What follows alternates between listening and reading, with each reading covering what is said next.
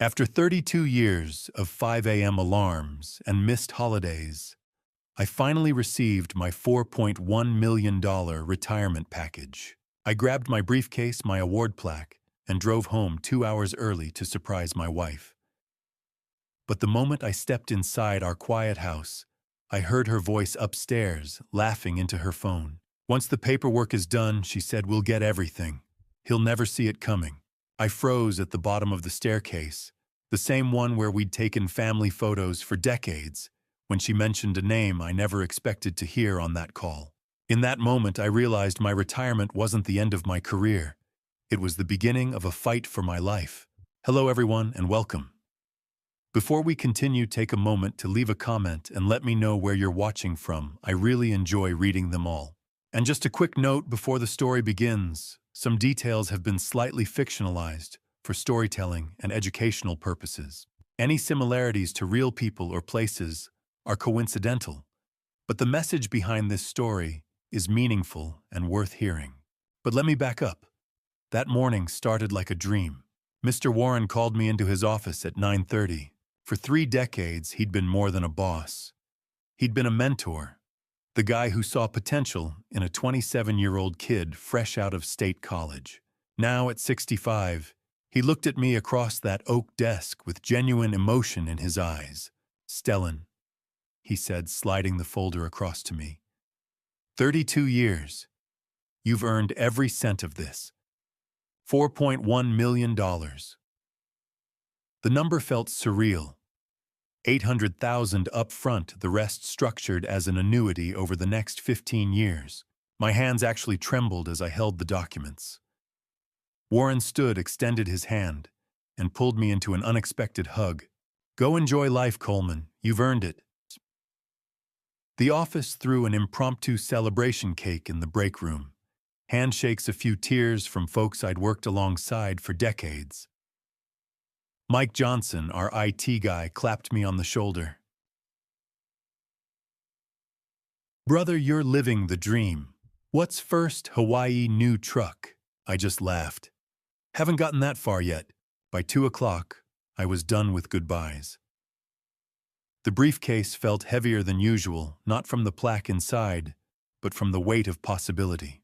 32 years of 5 a.m. alarms, of missed soccer games, and weekend overtime, all validated in a single morning. I thought about Janet, about how we dreamed of this moment since we were young. Travel, grandkids someday, a cabin by the lake maybe. The future stretched out before me like an open road. I decided to surprise her. Usually I didn't get home until 4:30. Today I'd be there by 2:15. The drive felt different. Trees along the highway seemed greener. The sky looked wider. I caught myself grinning at nothing, fingers drumming the steering wheel to some old Springsteen song on the radio. 26 years of marriage. We'd built a good life. A solid life.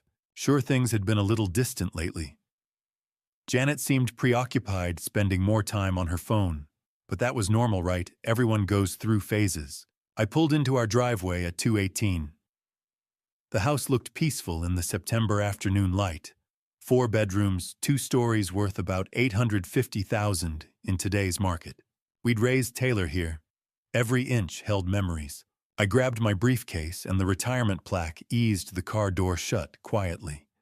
She'd be so surprised. The front door was unlocked. I stepped into the foyer, and that's when I heard it. Her voice, upstairs, on speakerphone. "Don't worry, Brian. Once the divorce is finalized, we'll have at least half of that $4 million. Maybe more if his lawyer's as incompetent as I hope." I froze at the base of the oak staircase. The same staircase where we'd hung Taylor's school photos, where we'd taken Christmas card pictures for 2 decades, where Janet and I had sat on the steps 26 years ago, newlyweds planning our future. A man's voice, smooth, confident, came through the speaker. "And Taylor's on board." Completely. Janet's tone was almost cheerful. She understands that this money could set her up for life. Set us up for life. Chad needs help with his business, and she wants that wedding we talked about. Big venue destination, honeymoon the works. You're sure he doesn't suspect anything? My wife, the woman I'd built a life with, laughed. Actually laughed. Stellan, please. He's so wrapped up in his work, he barely notices I exist anymore. By the time he realizes what's happening, it'll be too late. We file first freeze the accounts, and his precious retirement fund gets split down the middle. The briefcase slipped from my hand. It didn't fall, I caught it, but the near miss sent a jolt through my system. My heart hammered against my ribs. The hardwood floor beneath my feet suddenly felt like ice. 26 years. I could have walked up those stairs, could have confronted her right then, shouted, demanded answers, let all the hurt and rage and betrayal pour out. Instead, I backed toward the door, slowly, carefully, making no sound. Janet never knew I was there. By 4 o'clock, I was sitting in a diner 8 miles from home. The coffee in front of me had gone cold. I hadn't touched it. My hands rested flat on the table, palms down, trying to stop the shaking. Brian, Taylor, divorce. $4 million. The words circled in my head like vultures. A waitress stopped by. You okay, hon? Need a refill? I'm fine. The lie came automatically. Just thinking. She moved on. I stared out the window at the parking lot, watching cars come and go, each one carrying people with normal problems. Normal days, and then something clicked. Janet didn't know. She had no idea I'd heard her. No idea I'd been standing in our foyer while she plotted my financial destruction with her lover Brian and enlisted our daughter against me. That meant I had an advantage. Maybe the only one I'd get. I pulled out my phone, scrolled to Mike Johnson's number. He answered on the second ring. Stellan, man, you celebrate yet? Mike. I need a favor. Quiet favor. I kept my voice steady. Can you check the system logs? See who accessed my retirement file, specifically who might have forwarded information outside the company. A pause. That's highly irregular. What's going on? Just need to know. Can you do it? Yeah. Give me until tomorrow morning. Thanks, brother. I hung up. Sat there another 20 minutes. Let the shock drain away, replaced by something colder. Something focused. By 6 o'clock, I was home again. Parked in the driveway like it was any other evening. Walked through the front door with my briefcase and plaque. Honey, I'm home. Janet appeared from the kitchen, smile bright. You're late. How was your day? I kissed her cheek. The same cheek I'd kissed 1,000 times. Long day, but good. Warren said some nice things. That's wonderful, sweetheart. Her eyes never wavered. Perfect performance. Taylor's coming by for dinner. I made your favorite pot roast. Dinner was surreal. Taylor arrived at 6:30, gave me a hug, congratulated me on retirement. Her smile looked genuine. Her questions about my plans sounded interested. But now I heard the subtext, saw the calculation behind her eyes. I played my part flawlessly. Asked about Chad, about wedding plans. Laughed at Janet's stories. Complimented the pot roast. An Oscar-worthy performance. That night I lay in bed beside Janet. The room was dark except for the glow of her phone. She was texting someone, probably Brian. Her back was turned to me. 26 years ago, we'd fallen asleep, facing each other, fingers intertwined. Now we were strangers sharing a mattress. The betrayal sat in my chest like a stone. My daughter, my wife. Both of them ready to carve up my life's work like a Thanksgiving turkey. But I said nothing, did nothing, because I'd already made my decision. I lay there in the darkness beside my wife, the woman planning to take everything I'd worked for, and didn't say a word. Because I'd made my choice. I wouldn't confront her. I wouldn't give her a chance to prepare. I'd be smarter, quieter, and when the moment came, I'd strike in a way she'd never see coming. The next morning, Mike Johnson called me back with news that turned suspicion into certainty. I was in the garage, Janet still asleep upstairs, when my phone buzzed at 8 o'clock. I hadn't slept much. My mind kept replaying the conversation I'd overheard, trying to understand how 26 years of marriage could unravel in a single afternoon, Stellan Mike said. His voice was tight. "You're not gonna like this." I stepped outside and closed the garage door. The September air was crisp. Birds were singing. Neighbors were leaving for work. Normal people living normal lives. "Tell me, Donna Phillips in HR forwarded your retirement file 3 days ago to an external email. Brian Caldwell at caldwellfinancial.com. That's a federal privacy violation. Company policy strictly forbids sharing employee financial data outside the organization." 3 days ago, before I'd even received the official package. Brian had known before I did. "Can you document it?" "Already did. Screenshots are in your inbox." "But Stellan, this is serious. Donna could face criminal charges. The company could be liable. Are you sure you want to?" "I'm sure, thank you, Mike." When I hung up, I stood in the driveway staring at nothing. The pieces finally aligned. Brian wasn't just Janet's lover. He was a planner, a strategist, someone who'd cultivated an insider to access my private information before I even knew what I had. By 10 o'clock, I was sitting across from Angela Foster in her law office 30 miles outside our county. I chose her deliberately different jurisdiction, no local connections, no chance of overlap with Janet's social circle. Angela was 55, sharp-eyed with salt and pepper hair pulled into a no-nonsense bun. Family law certifications covered her walls. She listened without interrupting, taking precise notes. When I finished, she set down her pen. "Most men would have confronted their wives by now," she said. "Shouted, made threats, destroyed their legal position. The fact that you didn't tells me you're smarter than most." "I don't feel smart," I said.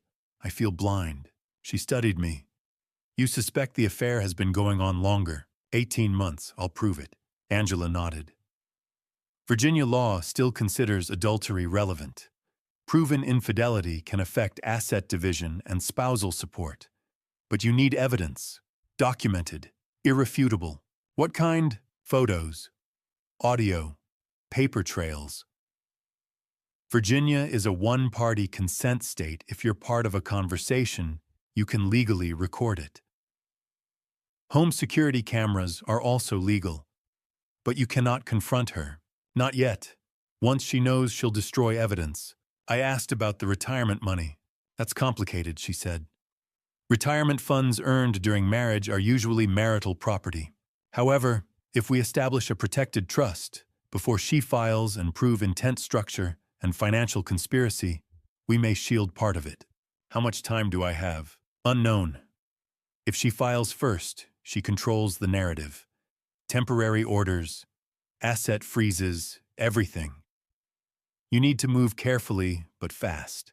"What's my first step?" "A private investigator. Get proof of the affair and proof of coordination. Then we build strategy." She slid a card across the desk. Howard Russell. By day 3, I was sitting in a coffee shop across from him. Howard was 58, broad-shouldered, with the look of a man who'd spent decades reading people. We sat in a back booth. "Mrs. Foster says you need surveillance," he said. Cheating spouse. Cheating spouse with a financial advisor who profits from divorce. His eyebrows lifted. "Brian Caldwell. You know him. Know of him.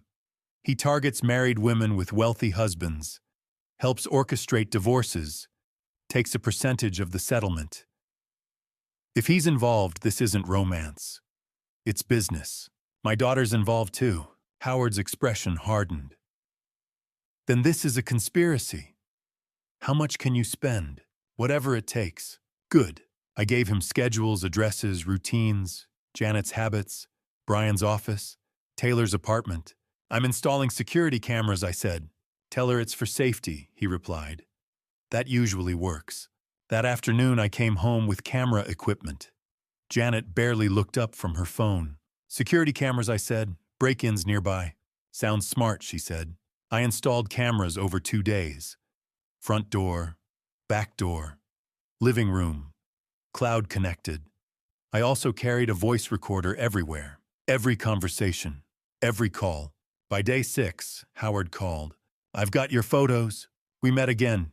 He slid an envelope across the table. Janet and Brian outside a restaurant. Laughing, her hand on his arm. Another photo entering a hotel. Timestamp Thursday afternoon. The day she claimed book club. More photos, different dates, different hotels. 18 months. Howard explained Caldwell's history, divorces patterns clients. 12 similar cases. 20 to 30% consulting fees. I looked at Janet's smiling face and felt nothing. Not anger, not grief, clarity. They hadn't made a mistake. They'd made a plan, and now so had I. The hardest part wasn't gathering evidence. It was coming home every night and pretending I didn't know a thing. Week 2 became a masterclass in deception. I had farewell lunches with colleagues, packed up 32 years of office memorabilia, brought home plants and framed certifications. Janet helped me arrange a home office humming, while she worked occasionally touching my arm. "I'm really proud of you," she said, eyes glistening. I hugged her and recorded every word on the device in my pocket. On day 10, the company sent the official retirement announcement. That evening over dinner, Janet finally asked the question I'd been waiting for. "So, honey, the retirement package. What's the exact amount?" I pushed pasta around my plate, made it look like mental calculation. After taxes and the annuity structure, about $1.2 million up front. The rest gets paid out over the next 20 years. I watched her face carefully. The smile stayed, but something flickered behind her eyes. Disappointment. Just a flash, quickly covered. "Oh," she recovered smoothly. "That's still wonderful, sweetheart. We'll be comfortable." "More than comfortable," I said, squeezing her hand. $45,000 a year from the annuity on top of the lump sum. She kissed my cheek after dinner, said she'd turn in early with a book. I went to my garage workshop, put on headphones, and listened to the audio from the recorder I'd hidden in our bedroom. At 9:43, Janet's voice came through crystal clear. "Brian, it's me." "Hey, beautiful, what's up?" I asked him about the money tonight. It's less than we thought. Only $1.2 million up front. The rest is locked in some 20-year annuity. Silence. Then Brian's smooth voice. "How much in the annuity?" He didn't say exactly. But even if it's another million or two spread over 20 years, that's way less liquidity than we hoped. It's still worth it. Brian's tone turned practiced, reassuring. $1.2 million is plenty to work with. Plus the house equity, his 401k, all the marital assets. We stick to the plan. I file through your lawyer next month, get temporary orders freezing accounts, and by the time he knows what hit him, you'll have secured at least half. What about Taylor and Chad? Your daughter gets her cut like we discussed. Chad's business loan comes through, they get married, everyone's happy. Stellan's going to be devastated. Stellan will be fine. He'll get his half, find some retired engineer to play golf with. People move on. I sat in the quiet workshop transcribing key quotes into a password-protected document. My hands stayed steady. My face stayed blank. They thought I'd said $1.2 million. They were planning around a fraction of what I actually had. Perfect. The next day, I met Bill Thompson for coffee. Bill's been my closest friend since college, contractor, divorced 5 years back, solid guy. The kind who shows up with a truck when you need help. "You doing okay, man?" He leaned forward, studying my face. "You seem different." I wanted to tell him everything, but I couldn't risk it. Not yet. "Just adjusting to retirement," I said. Weird not having a schedule. Bill didn't buy it. I could see it in his eyes. But he's the kind of guy who doesn't push. "All right. But seriously, if you need anything day or night, you call me." "Got it." "I know, thanks, brother." When this was over, Bill would be my first call. That weekend, Taylor came for dinner. She hugged me, asked how retirement felt, talked about wedding planning. Chad's business was doing well. They were looking at houses. I watched my daughter across the table, animated and happy, and couldn't reconcile this version with the one who'd agreed to help dismantle my financial security. Was she manipulated? Just greedy? Did she believe I deserved this somehow? I didn't ask. Not yet. After dinner, she took a selfie of us.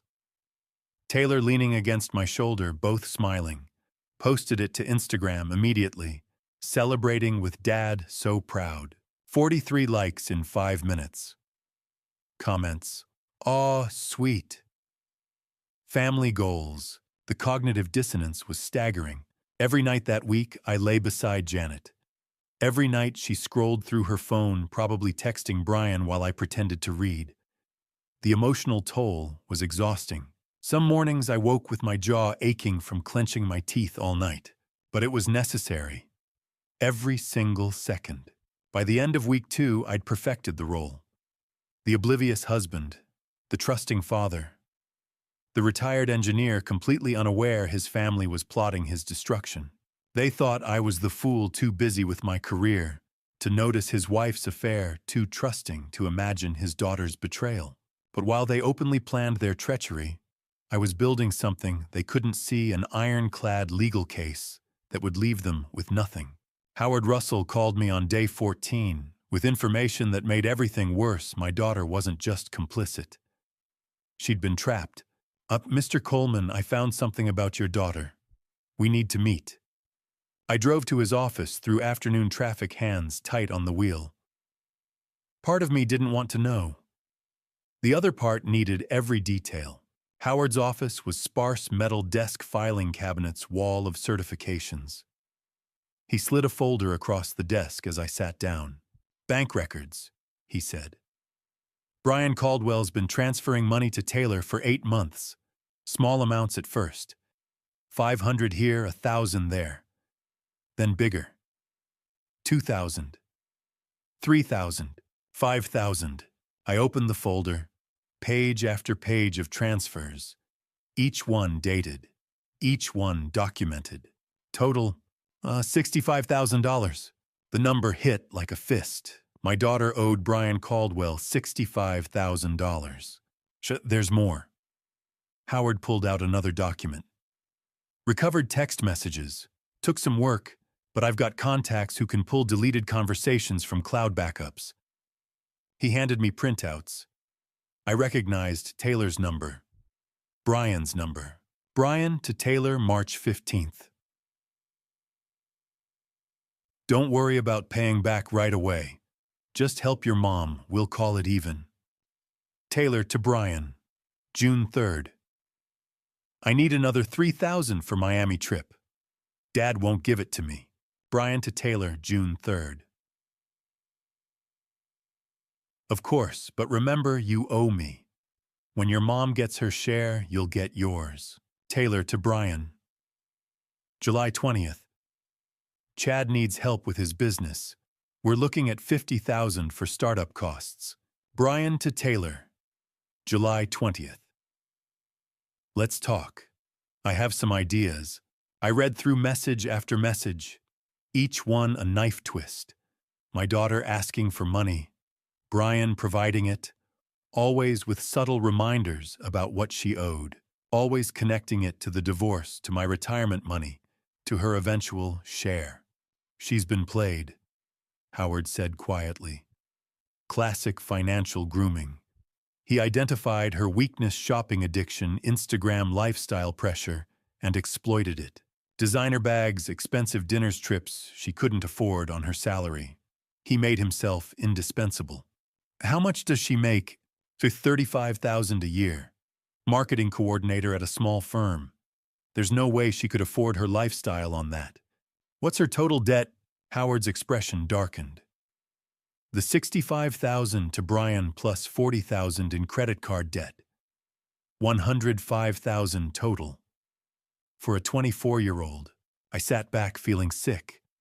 $105,000, nearly 3 times her annual income. This is his pattern, Howard continued. I dug deeper into those 12 previous cases.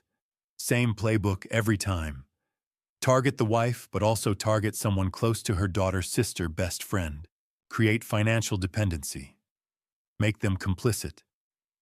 Then when the divorce hits, they're too deep to back out. She's still my daughter. I know. But she's helping them plan your destruction. The question is whether she's a victim or a willing participant. I stared at the messages. Dad won't give it to me. Like I was the problem. Like my refusal to fund her unsustainable lifestyle justified conspiring against me. Maybe both, I said quietly. Maybe she's being manipulated and she's greedy. Howard nodded. That's usually how it works. People aren't simple. She probably started out as a victim, young, financially naive, vulnerable to someone like Caldwell. But at some point she made a choice. She could have come to you. She could have asked for help. Instead, she chose this. After leaving Howard's office, I sat in my truck for 10 minutes before calling Angela Foster. We have a problem, I said when she answered. I explained everything. The $65,000, the messages, the pattern of financial grooming. Angela was quiet for a moment. Then, this is financial exploitation. We can potentially charge Caldwell with loan sharking, usury, financial abuse. It strengthens our case considerably. What about Taylor? What about her? Can we, I don't know, prove she was manipulated? Get her some kind of immunity? Silence. Longer this time. Stellan. Angela's voice was gentle but firm. I understand she's your daughter, but she's 24 years old, an adult. Those messages show clear intent to participate in defrauding you. Yes, Caldwell exploited her vulnerabilities. Yes, he's a predator. But that doesn't excuse her actions. She made choices, adult choices with adult consequences. So what do I do? What you've been doing. Document everything. Don't confront her. If she knows you're aware, she'll warn them. You'll lose your advantage, and frankly, you'll lose your case. Right now, we're building something solid. Criminal charges against Caldwell. Conspiracy to commit fraud. If you tip them off, they scatter, cover their tracks, and you end up with nothing. She's my daughter.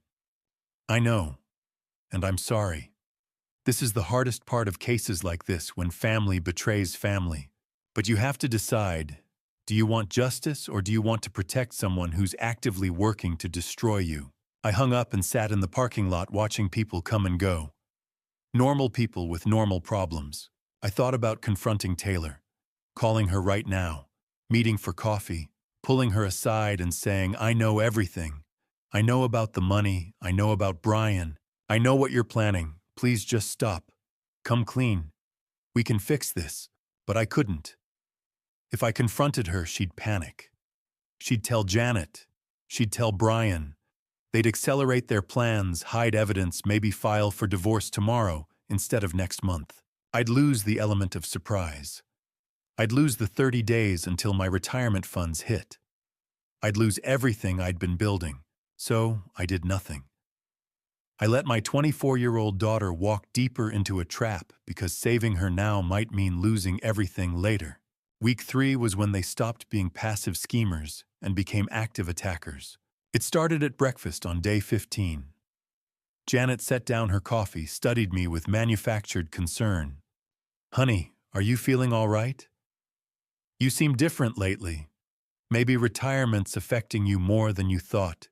I'm fine, I said, keeping my voice neutral. Well, if you need to talk to someone. She let it hang there. Planting seeds, I smiled and squeezed her hand. I appreciate that, babe. The next morning, day 16. Taylor posted on Instagram. I opened it during my coffee. Photo of her looking worried, hand over heart. Caption, worried about Dad's health lately. Prayers needed. 200 comments already. Friends asking what was wrong. Taylor responding vaguely, just going through some changes, hoping he gets the help he needs. My daughter was publicly suggesting I needed mental help, creating a narrative for her 800 followers that something was wrong with me. I took screenshots, Said nothing. Day 17. The phone calls started. Mr. Warren called first. Stellan, hope I'm not overstepping, but Janet's concerned about you. Said you've been acting paranoid, forgetful. Is everything all right? I'm fine, sir, really. She mentioned you've been accusing her of things, making unusual accusations. My jaw tightened. Janet's mistaken. I appreciate your concern, but I promise I'm good. 20 minutes later, Bill Thompson called. Stell, what's going on, man? Janet just called. Said you're struggling, acting erratic. Brother, you can tell me if something's wrong. This was the moment. I needed Bill on my side, but couldn't reveal everything yet. Bill listened carefully. Janet's setting me up. I can't explain everything right now, it's complicated, and I need more time, but I need you to trust me. I'm completely fine. This is part of her strategy. Silence. Then, strategy for what? A divorce I didn't see coming. She's building a case that I'm mentally unstable, probably to challenge my retirement assets. But I'm documenting everything, working with lawyers, and I need you to know I'm lucid, rational, and in control. Can you trust me on this? Another pause. I could almost hear Bill processing. Jesus, Stell. Yeah, of course I trust you. Whatever you need, brother. I'm here. With thanks. Just, if she calls again, play along. Act concerned. Don't let her know I told you. So got it. But when this is over, you're telling me everything over a very large bottle of whiskey. Deal. I hung up feeling slightly less alone. On day 19, I drove 2 counties over to see an independent clinical psychologist. Dr. Helen Morrison, 60-something, wireframe glasses. I want a comprehensive mental health evaluation, I said. For legal purposes, 2 hours of testing, cognitive assessments, memory tests, depression and anxiety screenings. At the end, she handed me a sealed report. Mr. Coleman, you're in excellent mental health. No signs of paranoia, memory impairment, or mood instability. Actually, you're sharp as a tack. I paid cash and locked the report in my truck's glove box. Janet would never know it existed. But when the time came, I'd have irrefutable proof. Day 20. Howard called. Your wife visited a psychiatrist yesterday. Dr. Leonard Fisher. She was inside 40 minutes. Looked pleased when she left. She's trying to get a statement about my concerning behavior. That'd be my guess. Building a medical narrative. That night, day 21. Janet was in the shower. I couldn't sleep. On impulse, I opened her nightstand drawer, found a leather-bound journal, the kind she'd never kept before in 26 years. I opened it. Page after page of fabricated entries, dated over the past 3 weeks. September 8th. Stellan seems increasingly controlling about money. Questions where I've been. Suspicious of everything. September 12th. He accused me of hiding his keys, then found them in his own pocket. Won't admit he forgot. September 15th. His mood swings are getting worse. Snapped at me over nothing this morning. I'm starting to feel scared. September 18th. Talked to his former boss. Even Mr. Warren noticed changes. I don't know what to do. Every entry carefully crafted to paint me as unstable, controlling paranoid. A man whose mental state was deteriorating. A man who couldn't be trusted with $4.1 million. I photographed every page with my phone, then placed the journal back exactly where I'd found it. Same position, same angle. Like I'd never touched it. She was building a narrative, not just for the divorce, but for after. When my retirement money hit in 9 days, she planned to challenge my competence, claim I wasn't mentally fit to manage it, argue for conservatorship, control. She'd thought of everything, except that I knew. I climbed back into bed. Janet came out of the bathroom, climbed in beside me. Good night, sweetheart, she said, kissing my cheek. Good night. I lay there listening to her breathing even out. The woman next to me had spent the week systematically destroying my reputation, my credibility, my sanity in the eyes of everyone I knew. And I documented every move. I photographed every page of that diary, every lie she'd written about me, and placed it back exactly where I'd found it. Let her think her plan was working. Let her believe I was falling apart, because the more desperate they became, the more mistakes they'd make. If week 3 was psychological warfare, week 4 was financial combat. Day 22 and 23 they laid the groundwork. I didn't know it yet, but Brian was creating a fake power of attorney document. Janet was practicing my signature, tracing it from old tax returns and legal papers until she could replicate it convincingly enough to fool a casual observer. They were preparing for a coordinated strike. On day 24, the attacks began. My insurance agent, Sandra Lewis, called that morning. "Mr. Coleman, just confirming your beneficiary change request. Updating to Janet and Taylor Coleman as primary beneficiaries on your life insurance policy." I went cold. I made no such request. Oh. A pause. "We received a signed document 3 days ago. Let me pull it up. Yes, it has your signature dated September 21st. So, Sandra, I did not sign that document. That's not my signature. Someone's committing fraud." Her voice turned serious. "I'll flag this immediately and start an investigation. We'll need to file a report. Do it, and send me copies of everything." That afternoon, my bank manager, Stephen Clark, called. "Mr. Coleman, there's a large withdrawal pending approval, $100,000 from your joint savings account. It's flagged because of the amount, so I wanted to verify before processing." My hand tightened on the phone. "Stephen, I did not authorize any withdrawal. Who submitted the request? It came through online banking yesterday, with proper credentials and a supporting authorization form." "Freeze it. Freeze the transaction immediately. And I want copies of every document they submitted." "Understood. I'm canceling the transaction now." I hung up and sat in my truck, heart pounding. 2 attempts in 1 day. Insurance beneficiaries and bank withdrawal. They weren't just planning anymore. They were actively trying to steal from me. On day 25, I went on the offensive. I called every financial institution where Janet and I held joint accounts.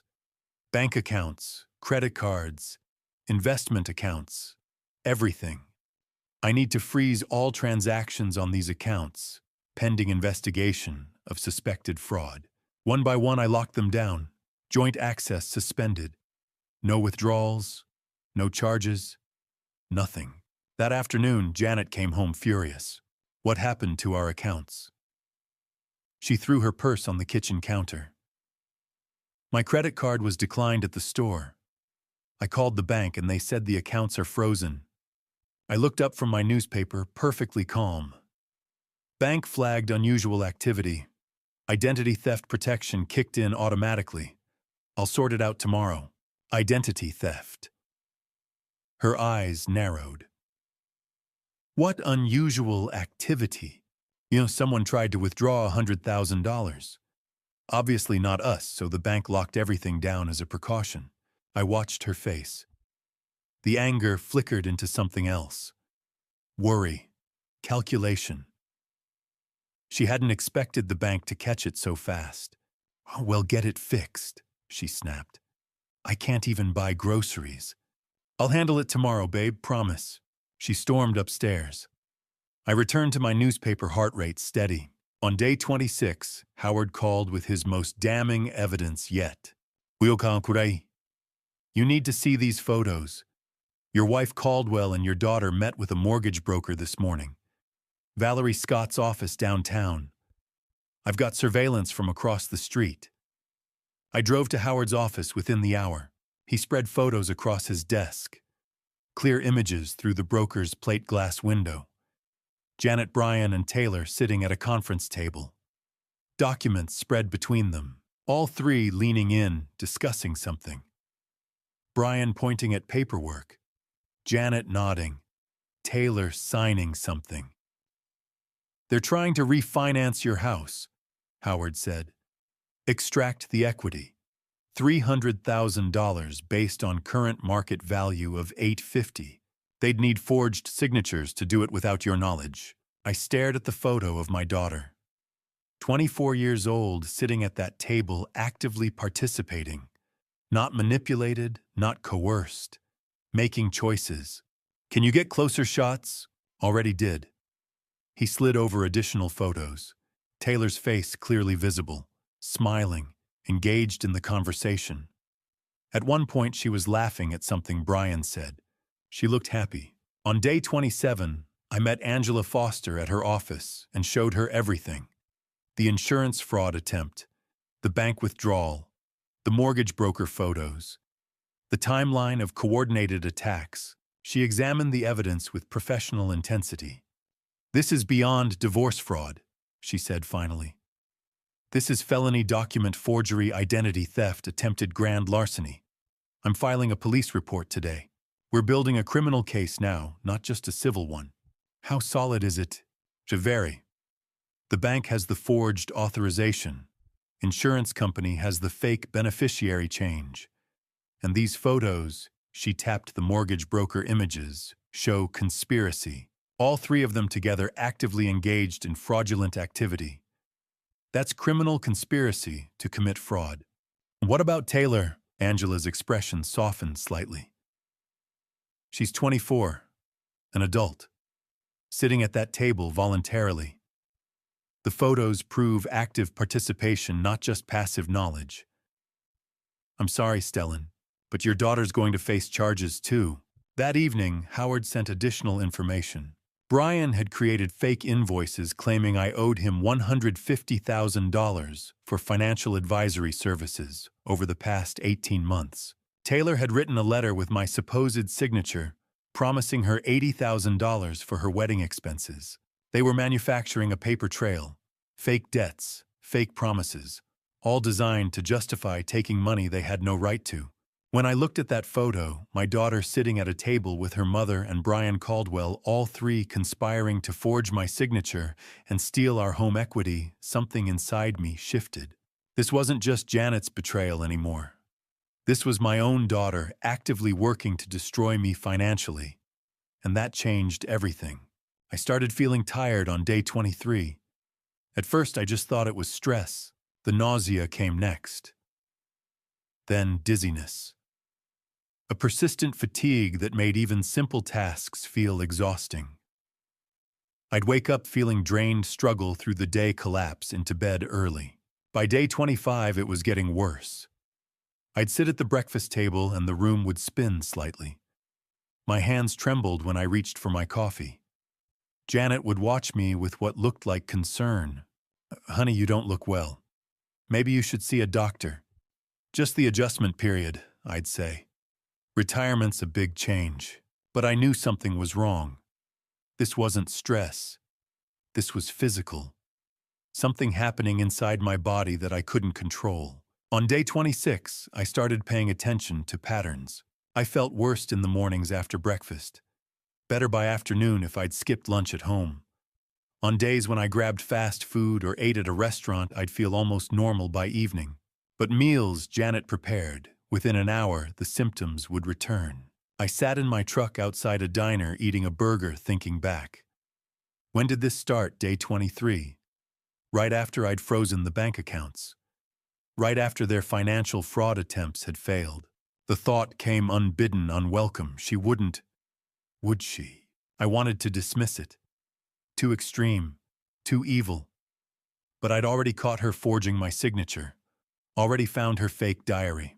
Already watched her conspire with Brian and our daughter to steal our home equity. Was poisoning really that much further? On day 27, I decided to test my hypothesis. Hey babe, I said at breakfast. I'm going to try a new diet. Read an article about gut health and retirement. Figured I'd buy some prepared meals, try eating cleaner for a while. Janet looked up from her coffee. Something flickered across her face. Disappointment, concern. It passed too quickly to read. Oh, whatever you think is best, sweetheart. I spent the day eating only food I'd bought myself. or from restaurants. Prepared meals from the grocery store, a sandwich from a shop downtown, dinner at a chain restaurant. By that evening, I felt better. Significantly better. Clear-headed. The nausea faded. My hands stopped trembling. The next morning, day 28, I felt almost normal. That's when I knew for certain. On day 27, while Janet was at the grocery store, I'd gone into the kitchen. Found the coffee she'd made me that morning still half full in my mug, poured it into a clean jar, sealed it, labeled it with the date. Then I'd found yesterday's leftover soup in the refrigerator. The soup she'd insisted I eat for dinner. Another jar. Another seal. Another date. I gave them to Howard that afternoon. "Send these to a lab," I said. "Out of state. Independent facility. I need to know what's in them." Howard studied my face. "You think she's... Just test them, please." On day 28, Howard called. His voice was tight. "Stellan, you need to sit down." I was already sitting in my truck parked outside the hardware store. What did they find? The lab found warfarin in both samples. Coffee and soup. My blood ran cold. Warfarin. Rat poison. Also used as a blood thinner medication. Small doses over time can cause exactly the symptoms you described: fatigue, nausea, dizziness. Larger doses can cause internal bleeding, organ damage. It's dangerous, Stellan. Potentially lethal if continued. I sat there, phone pressed to my ear, watching normal people go about normal shopping. A woman loading mulch into her trunk. A couple arguing over paint colors. Life continuing while mine had just confirmed my worst suspicion. How long would I have to take it to? To cause serious harm depends on dosage and your body weight. But we're talking days to weeks of consistent exposure. You stopped in time. That afternoon, Bill Thompson stopped by unexpectedly. He took one look at me and his face went pale. "Jesus, Stell, you look terrible. This isn't normal stress." "When's the last time you saw a doctor?" I couldn't tell him. Not yet. Not about the poison. But his reaction confirmed what I already knew: the damage was visible. Real. "And getting checked out soon," I said. "Promise." After Bill left, I sat in my workshop with the lab report. Black and white proof that my wife had been slowly poisoning me. Not just betraying me financially. Not just destroying my reputation. Actually harming me physically. Trying to make me weak. Maybe trying to make me disappear entirely. I thought about what would happen if I died. Janet would inherit everything. The house, the retirement money hitting the account in 2 days, the life insurance policy. I checked the documents: $1.2 million. No messy divorce, no splitting assets, no fraud investigation, just a grieving widow collecting insurance money, while her lover and daughter waited in the wings. Clean, simple, profitable. I called Angela Foster. "We need to talk. They've escalated." "How bad?" "And worse than fraud. I have lab results showing warfarin in my food. They're not just trying to steal from me anymore. They're trying to harm me. Maybe worse." Silence. Then, "I'm filing an emergency motion tomorrow morning. We're getting a restraining order and moving up our timeline. This is beyond civil court now, Stellan. This is serious criminal activity." I called Howard next. "I need you to increase surveillance. Every movement, every meeting, every person they talk to. We're in the end game now." That night, I lay in bed beside Janet. She kissed my cheek, asked how I was feeling. "Still a little tired," I said. "But better." "Good," she whispered. "Get some rest, sweetheart." I stared at the ceiling after she fell asleep. The woman who'd promised to love me in sickness and health had been making me sick. The mother of my child had been poisoning the father of her daughter. 26 years of marriage had led to this: me lying next to someone actively trying to harm me. I looked at that lab report, black and white proof that my wife had been slowly harming me, and made my decision. I wouldn't confront her. I wouldn't show fear. I'd let her think the poison was working. Let her believe I was getting weaker, because desperate people make mistakes, and I needed her to make one big enough to end this forever. Day 28 was when they crossed the line from criminals to something far worse. That evening at 7 o'clock, I wasn't home. I told Janet I was staying at Bill's place, needed some space, some guy time. She'd seemed relieved. But my security cameras were still running. I sat in Angela Foster's office with Howard Russell laptop open, watching the live feed from my dining room. 4 people gathered around my table: Janet, Brian, Caldwell, Taylor, and Chad Brooks. I turned up the volume. Angela leaned in beside me. Before I tell you what was on that recording, the words my wife, my daughter, and Brian Caldwell said about ending my life, I want to ask you something. If you were in my position, would you have been able to stay calm? Would you have had the strength to let them keep talking, knowing that every word they spoke was sealing their own fate? Drop a comment below and let me know. And if you're invested in this story, hit that subscribe button, because what happens next will shock you. And please note some details in this story may be fictionalized or adapted for illustrative purposes. If you're not comfortable with that, feel free to stop here and find content that's a better fit for you. Brian spoke first. The poison isn't working fast enough. He's not eating at home anymore. We need something more definitive. Janet's voice was quiet. What are you suggesting? An accident? Brian's tone was matter-of-fact, clinical. He mentioned Bill's birthday party at the lake this weekend. Mountain roads, sharp turns. If his brakes failed on one of those curves. My chest tightened. Taylor shifted in her seat. How would that happen? Chad leaned forward, and for a moment my heart stopped. Then he said exactly what we'd planned. I know a bit about cars. Brake lines can be cut. Small incision in the right place. Fluid drains slowly while he's driving. By the time he hits those mountain roads, no brakes. Would look like mechanical failure, corrosion. Happens all the time with older vehicles. Janet was silent for a long moment. When she spoke, her voice wavered. Are we really doing this? Brian reached across, squeezed her hand. It's him or us. He has evidence. You heard what the lawyer said. If he files first, we lose everything. We don't have any other choice. And Janet, the life insurance is $1.2 million. Think about it. Taylor's voice came next. Clearer. More certain than her mother's. And we inherit everything. The house, the retirement money. Mom, we'd be set for life.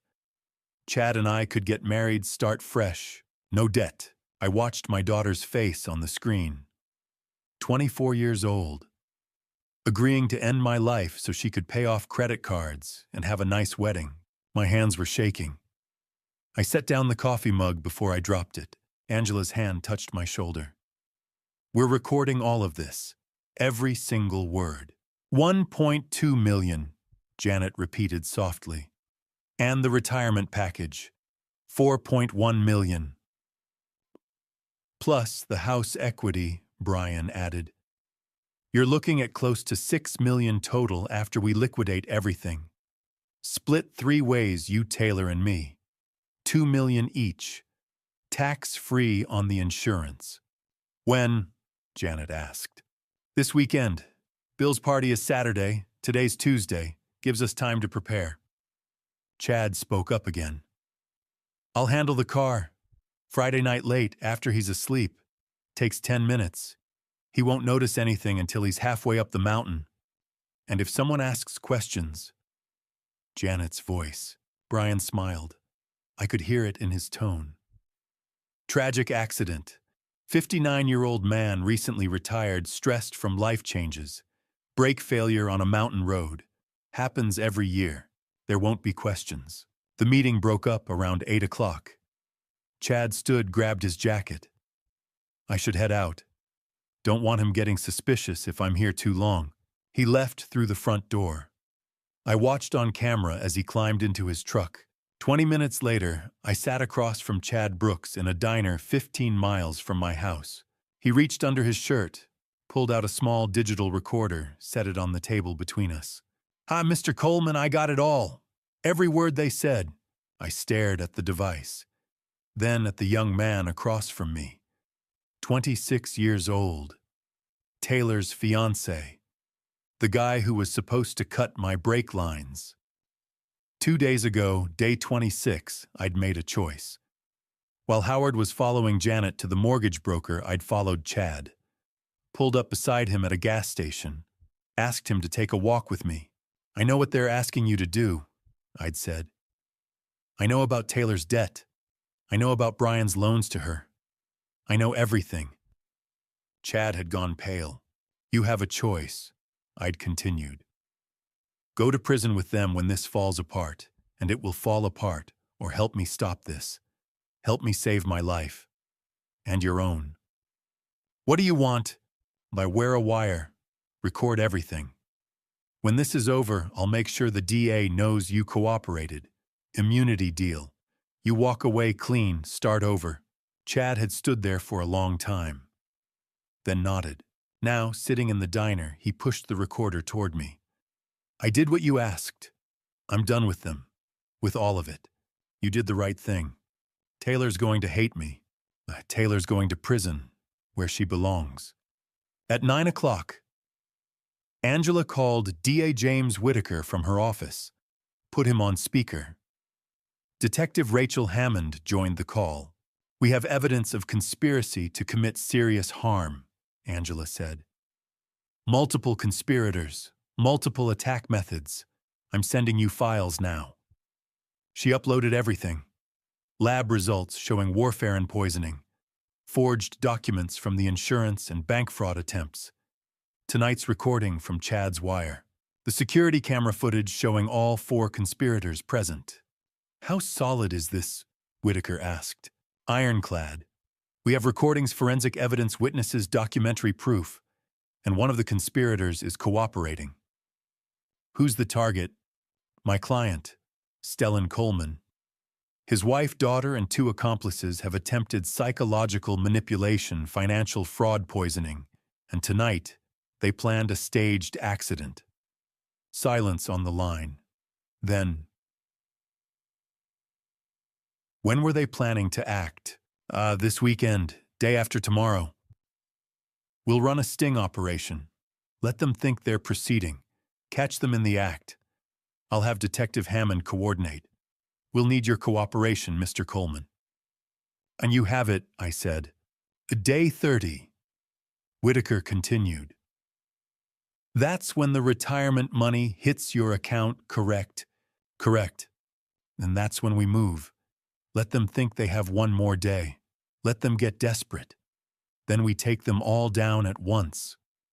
When I played back Chad's recording, my wife, my daughter, and her lover planning to stage my departure from this world, I felt something I'd been holding in for 4 weeks finally break free. Not tears, not rage, something else entirely. Permission. Permission to do whatever was necessary to survive. They'd made this a fight for my survival. While police prepared the sting operation, I had one final puzzle piece to understand Donna Phillips. Howard called that morning, day 29. "I've been watching her for the past week. She's lost weight, cries in her car during lunch breaks, shows signs of serious depression. Stellan, I don't think she's a willing participant in this." At 10 o'clock, Angela and I met Donna at a quiet cafe on the edge of town. When she walked in and saw us sitting there, her face went white. "Am I being arrested?" "No," Angela said gently. "We want to talk. Please sit down." Donna sat, hands shaking. She looked thinner than in the employee photo I'd seen. Dark circles under her eyes. The appearance of someone who hadn't slept properly in months. "I'm so sorry, Mr. Coleman." Tears started immediately. "I never wanted to harm you. I swear I didn't." "Why did you forward my retirement file to Brian Caldwell?" She looked down at her coffee cup. "Because he made me." "Made you how?" Donna took a breath. I was involved with Brian 2 years ago, 2018, before your wife. It was brief, maybe 3 months. I thought he cared about me. Then I found out he was seeing other people. I ended it. And a week later he contacted me. Said he had videos, recordings from his bedroom, intimate moments. Her voice dropped to a whisper. I didn't know about the cameras. He'd hidden them. Recorded everything without my knowledge. Angela leaned forward. He blackmailed you. Yes. Donna pulled out her phone with trembling hands. He still has the videos, still threatens me with them. She showed us text messages. I read them feeling sick. Brian, send me Coleman's retirement file or I release these videos. To your workplace, to your ex-husband, to your daughter's school. Donna, please don't. I'll lose my job. My daughter will. Brian, then do what I ask.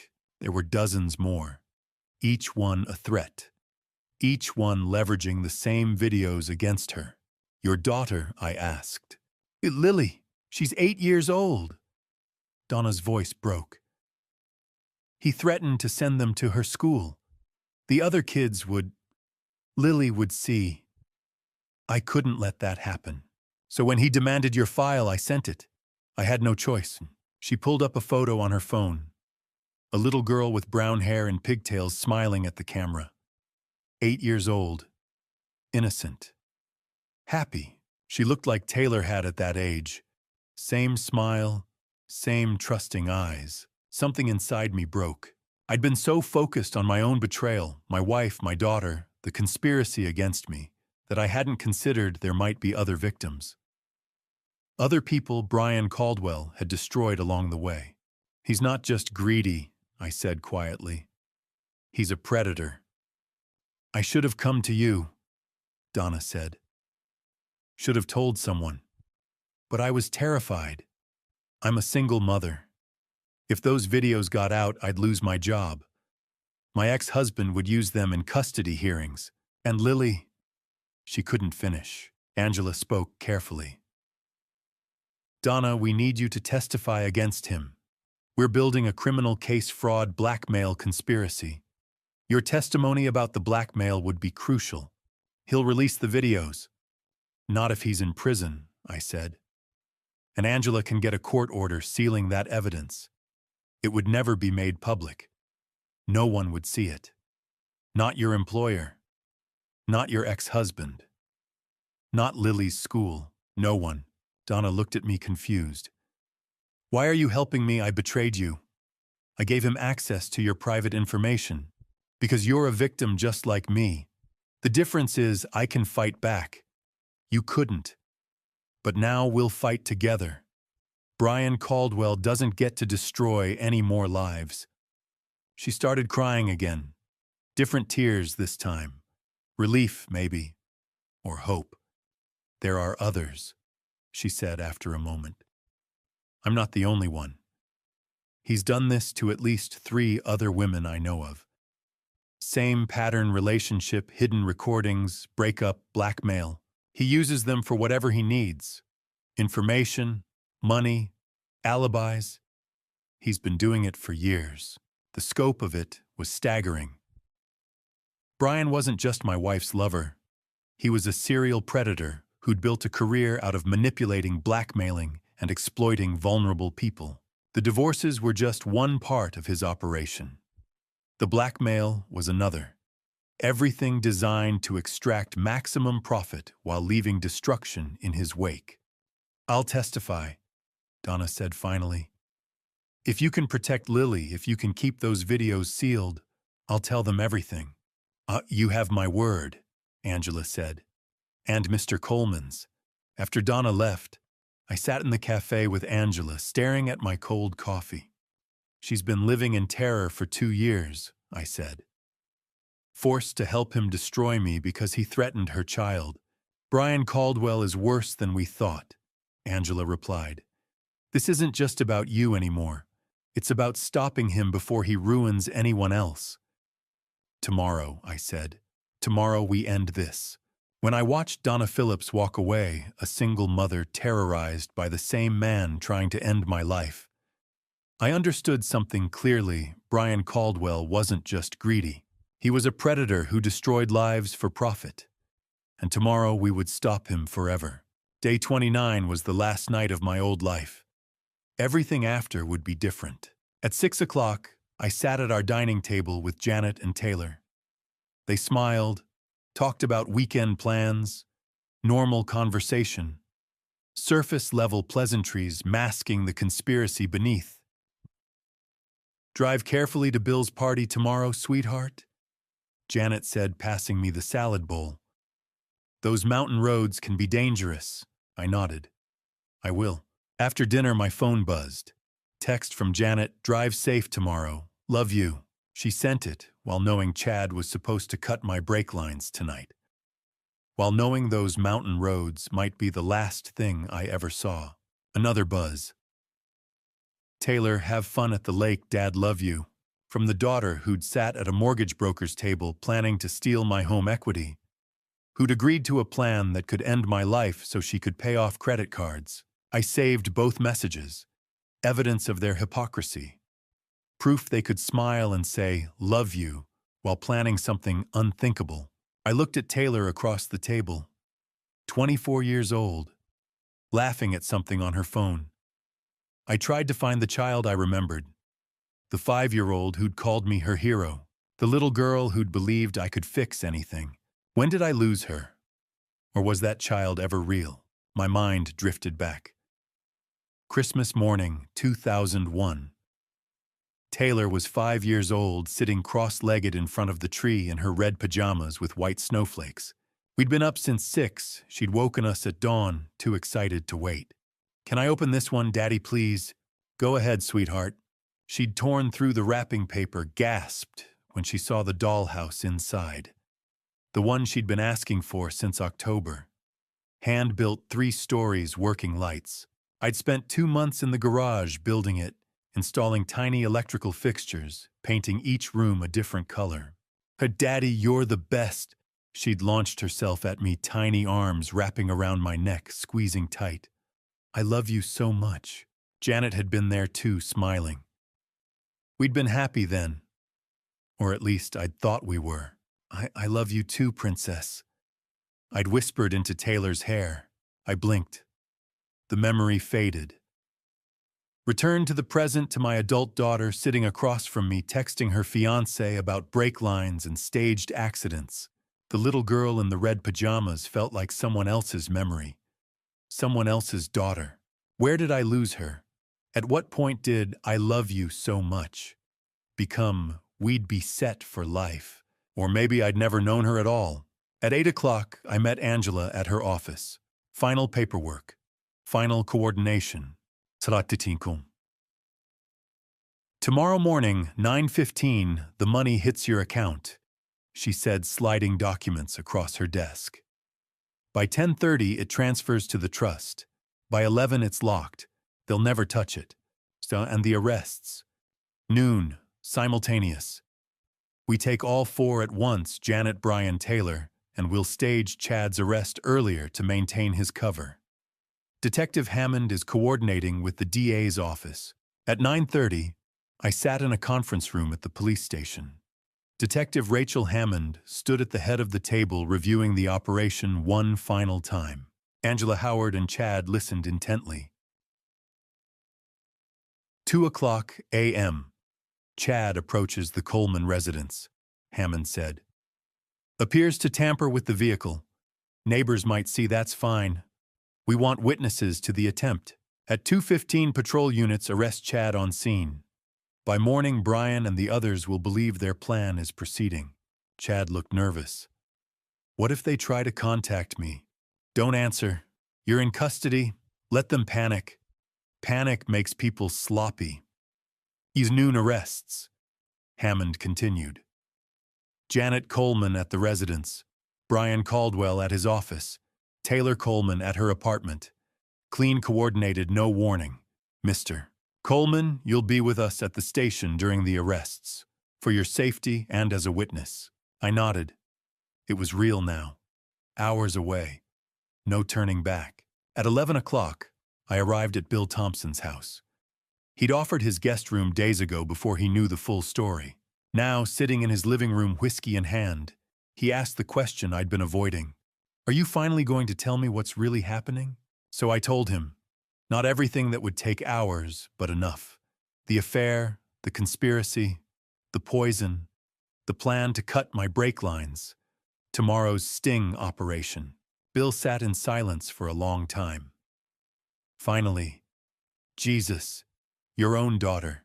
"Yes." More silence. He poured himself another drink.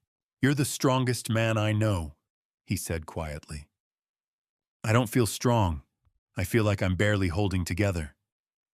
That's what strength is, Stell. Holding together when everything's falling apart. I couldn't sleep. Lay on Bill's couch in the dark, staring at the ceiling. My mind wouldn't stop. 26 years of marriage. Every anniversary. Every holiday. Every morning waking up beside someone I thought I knew. Had Janet ever loved me?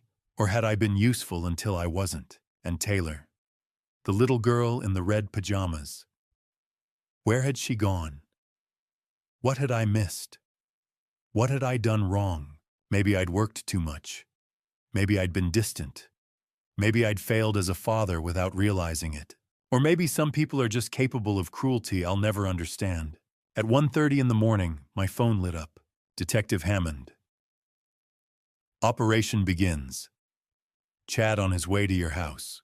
I stared at that text.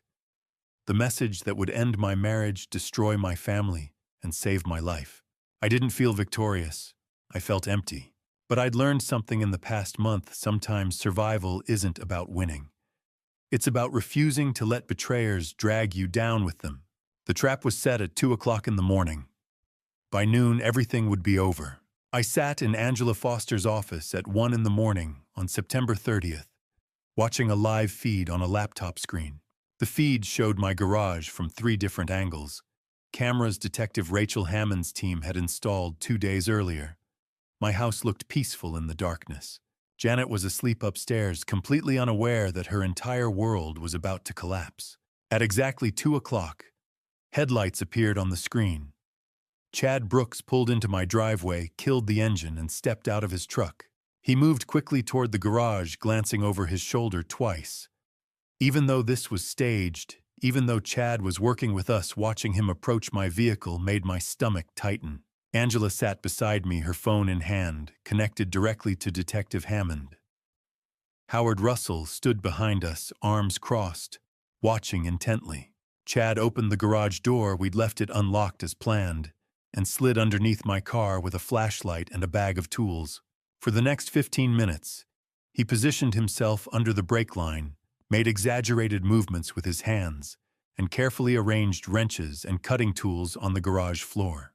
He was building a crime scene, creating evidence of attempted harm that would be impossible to deny. At 2:23, squad cars rolled silently down my street, lights off. They stopped in front of my house. 6 officers emerged, moving quickly and quietly. Detective Hammond led them into the garage. "Chad Brooks, don't move hands where we can see them." Chad froze beneath my car, tools in hand, exactly as planned. The officers pulled him out, cuffed him, and read him his rights. I watched the entire arrest on the screen, my heart pounding so hard, I thought Angela could hear it. "Phase 1 complete," she said quietly. They transported Chad to the station.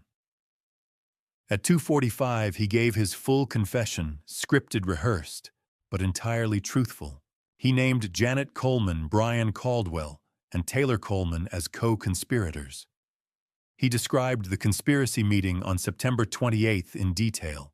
He turned over the audio recordings he'd made that night, the ones that captured my wife, my daughter, and Brian Caldwell, discussing how to stage my passing to look like an accident. Angela's phone buzzed. She listened for a moment, then looked at me. "Detective Hammond says the confession is solid. The recordings are clear. The district attorney is signing the arrest warrants now." I nodded, unable to speak. The next 6 hours moved in a strange blur of waiting and watching. Angela and I stayed in her office. Howard brought coffee. None of us drank it. At 9:15 in the morning, my phone chimed. I looked at the screen and saw a notification from my bank. Deposit received $4 million. 32 years of my life. Every early morning, every late night, every project, every sacrifice, every mile I'd driven, and every decision I'd made. All of it was represented by those numbers on the screen. My hands started shaking. "It's here," I said. Angela moved immediately. She opened her laptop and logged into the trust account we'd established 2 weeks earlier, the Stellan Coleman Retirement Trust, domiciled at a different bank, structured under Virginia law to be untouchable in divorce proceedings. She initiated the transfer with swift, practiced keystrokes. I watched the money move from my personal account into the trust. $4.1 million shifting from one institution to another in a matter of seconds. At 10:30, Angela leaned back in her chair. Transfer complete. At 11 o'clock, she made one final call to the trust administrator. "Lock it," she said. She hung up and turned to me. "Done. It's ironclad under Virginia law. They can't touch it. Not Janet. Not Brian. Not any attorney they hire. That money is protected." For the first time in 30 days, I took a full breath. At exactly noon, Detective Rachel Hammond and 4 uniformed officers arrived at my house. I wasn't there. I was still in Angela's office, but Howard had a contact on the scene who sent updates in real time. Janet answered the door in her robe, confused. "Can I help you? I'm Janet Coleman. You're under arrest for conspiracy to commit fraud, financial exploitation, and conspiracy to cause intentional harm." They cuffed her in the doorway. According to Howard's contact, she didn't resist. She just kept repeating, "There must be some mistake." At the same moment, 2 officers arrived at Taylor's apartment downtown. They arrested her on similar charges. She called for her mother. No one answered. Across town, FBI agents and Assistant U.S. Attorney Gregory Allen walked into Brian Caldwell's office at Caldwell Financial Services. They arrested him in front of his staff and 3 clients. He was escorted out in handcuffs, his face pale, his confidence finally shattered. Donna Phillips was briefly detained at her workplace procedure required it, since her name appeared in the financial records. But Angela arrived within 20 minutes with documentation of the immunity agreement.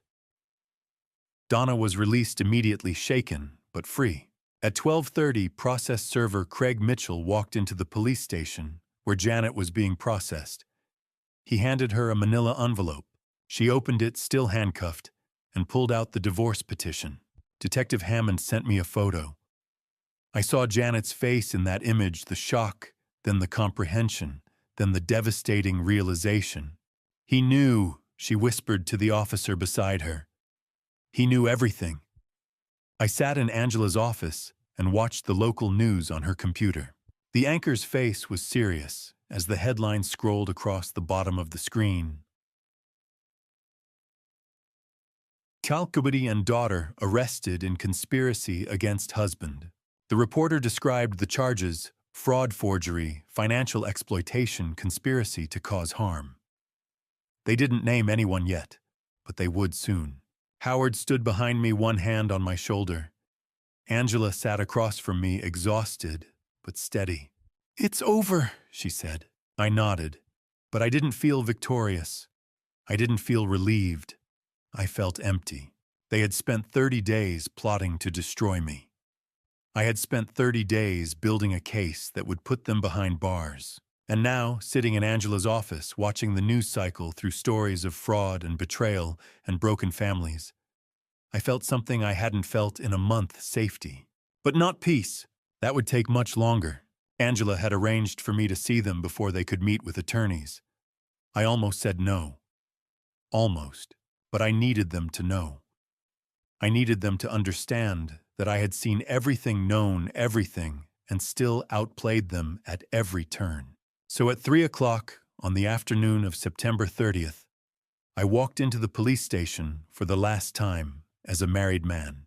Detective Rachel Hammond met me at the entrance. She studied my face for a moment, then nodded toward the back hallway. 5 minutes, Mr. Coleman. That's all I can give you. That's all I need. She led me to an interview room, sterile, windowless, with a metal table bolted to the floor. She opened the door and stepped aside. Janet and Taylor sat across from each other at the table, both still in the clothes they'd been arrested in. Taylor's mascara was smudged from crying. Janet's hands were clasped tightly in front of her, her wedding ring still on her finger. They looked up when I entered.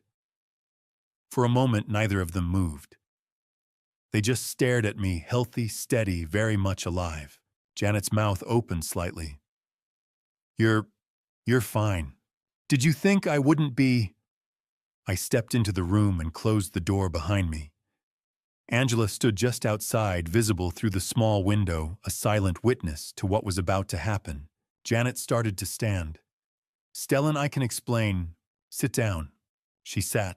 I pulled a folder from under my arm and set it on the table between us. You really thought I wouldn't notice the poison in my coffee?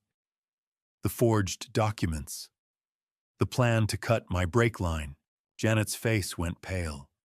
Taylor looked away, tears streaming down her cheeks. Let me walk you through this, I said, opening the folder.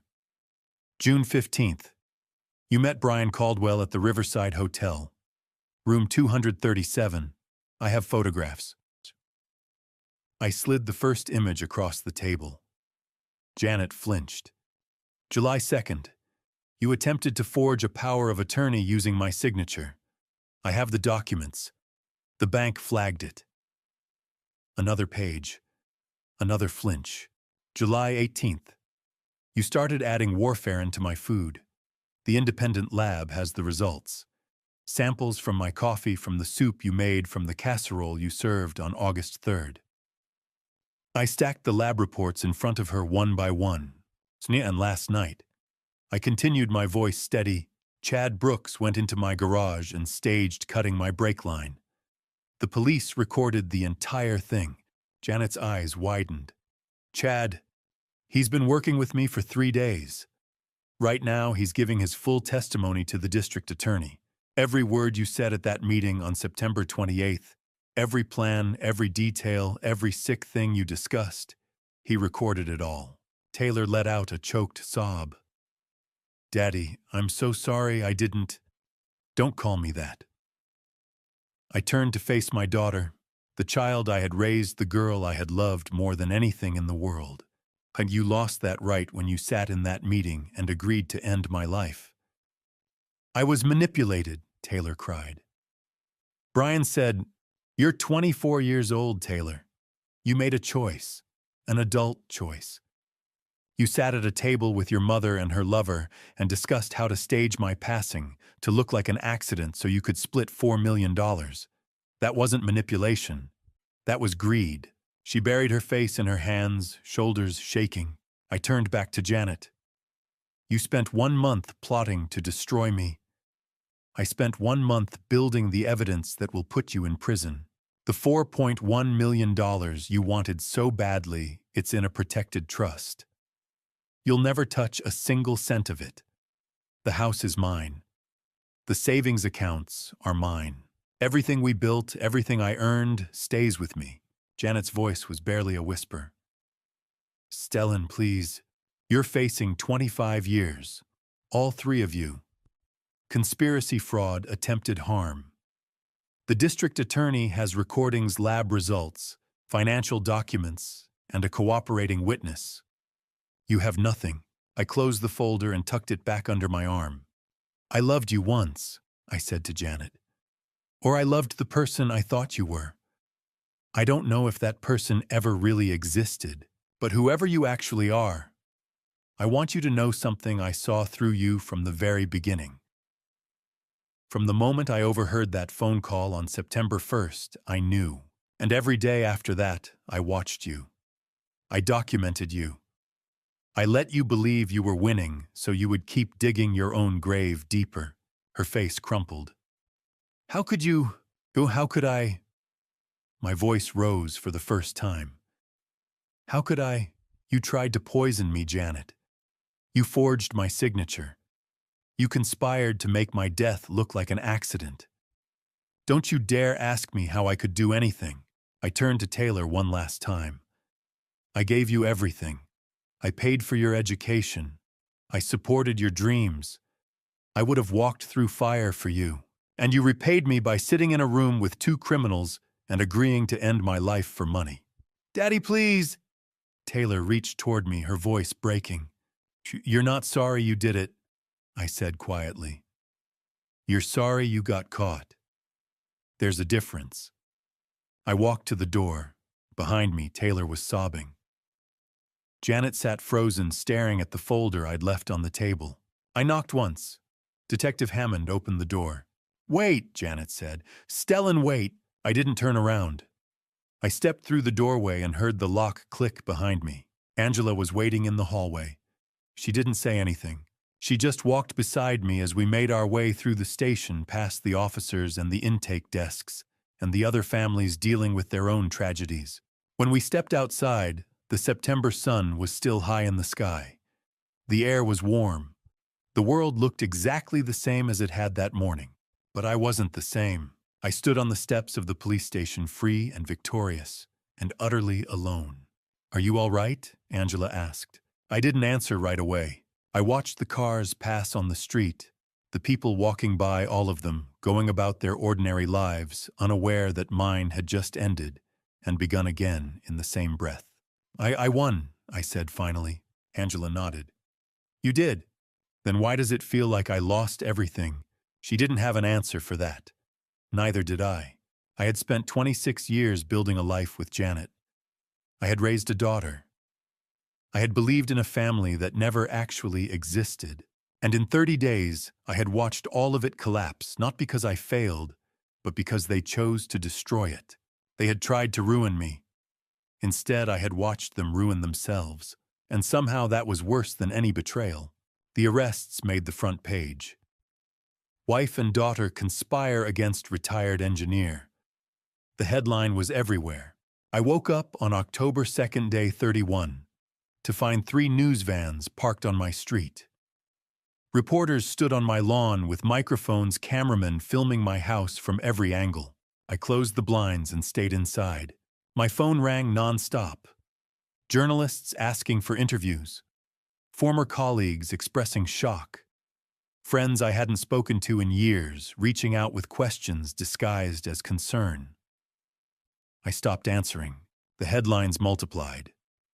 Local news first, then regional. By the end of the week, the story went national. Husband uncovers month-long plot to end his life. Everything I had fought to keep private was now public. The affair, the poison, the forged documents, the staged accident. I had won. But winning came at the cost of privacy, peace, and the last remaining fragments of the life I thought I had. On October 3rd, my neighbor Alice Henderson knocked on my door. She was 72, a widow who had lived next door for 15 years. She'd brought casseroles when Taylor was sick as a child. She'd attended our anniversary parties. I always thought Janet was such a devoted wife, she said softly. I'm so sorry, Stellan. I never would have guessed. I nodded, unsure how to respond. How do you accept sympathy for something you yourself failed to see for 26 years? Not everyone was kind. Some neighbors stared when I checked the mail. Others whispered when I drove past. I became the man whose wife tried to poison him, a curiosity, a tragedy, a warning. On October 5th, day 33, I attended the arraignment. The courtroom was packed. Reporters filled the back rows. I sat in the front, beside Angela, flanked by Detective Rachel Hammond and Howard Russell. When Janet Taylor and Brian were brought in, all 3 wore orange jumpsuits and handcuffs. I hadn't seen them since the police station. Janet looked smaller, stripped of makeup, her hair pulled back. Taylor wouldn't meet my eyes. Brian stared straight ahead, jaw tight. The charges were read aloud: conspiracy to commit fraud, financial exploitation, forgery, conspiracy to cause intentional harm. The list lasted nearly 10 minutes. The judge denied bail for all 3: flight risk, severity, danger to the victim. They were led back out, and I felt nothing. No satisfaction, no anger, just a hollow emptiness. That afternoon, Mr. Warren called. "The company stands behind you completely, Stellan. What she did, I'm so sorry." I thanked him. A few colleagues reached out, some sincere, others clearly hungry for details. I stopped replying. By the second week of October, I realized I couldn't stay in the house. Every room was poisoned by memory. The couch where Janet smiled while poison coursed through me. The dining table where we ate while she planned my death. I packed essentials, clothes, documents, my laptop. I left the photographs.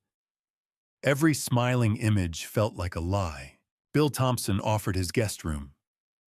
"As long as you need it," he said. I moved in on October 20th. On October 25th, I listed the house for sale. $850,000. The agent, Brenda Collins, was gentle but honest. "With the circumstances," she said, "buyers will know. Tell them everything," I replied. "I have nothing to hide." The house sold in 3 weeks to an out-of-state couple unfamiliar with the story. I signed the paperwork in Angela's office and walked away from 18 years of my life. Angela suggested therapy. Dr. Helen Morrison, a trauma specialist. I resisted. I'd spent 30 days calculating every move, controlling every emotion. I thought I was fine. But on November 3rd, I sat across from Dr. Morrison.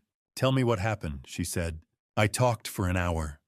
About the overheard phone call, hiring Angela and Howard, the poison, the forgery, the confrontation, the arraignment, the house I couldn't live in, the family I'd lost.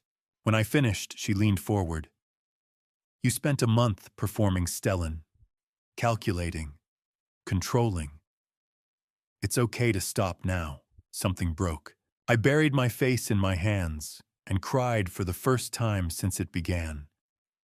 I cried for the marriage that was never real, for the daughter who chose money over her father's life, for 26 years spent believing in something that didn't exist. Dr. Morrison sat quietly, letting me fall apart.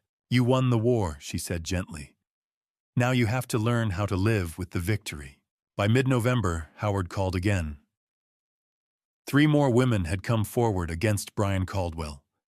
Same pattern: intimacy, manipulation, financial exploitation. Federal charges were added: wire fraud, extortion, racketeering. Brian's case had grown beyond me. He wasn't just a lover. He was a predator with a system. The district attorney estimated Brian faced 40 years. Janet and Taylor each faced 25. I told Dr. Morrison during our 3rd session. "Does it help?" she asked. "No," I said. "It just makes me sad I wasn't the first." "But you were the first to fight back," she replied. "Because of you, others found the courage to speak." Maybe that mattered. I spent the rest of November in Bill's guest room. Therapy twice a week. No news. No interviews. Just trying to understand who I was now. I had protected my money. I had sent my enemies to prison. I had walked out of that police station alive. But freedom, I was learning, wasn't the same as peace. After 30 days of composure, I finally collapsed in a therapist's office.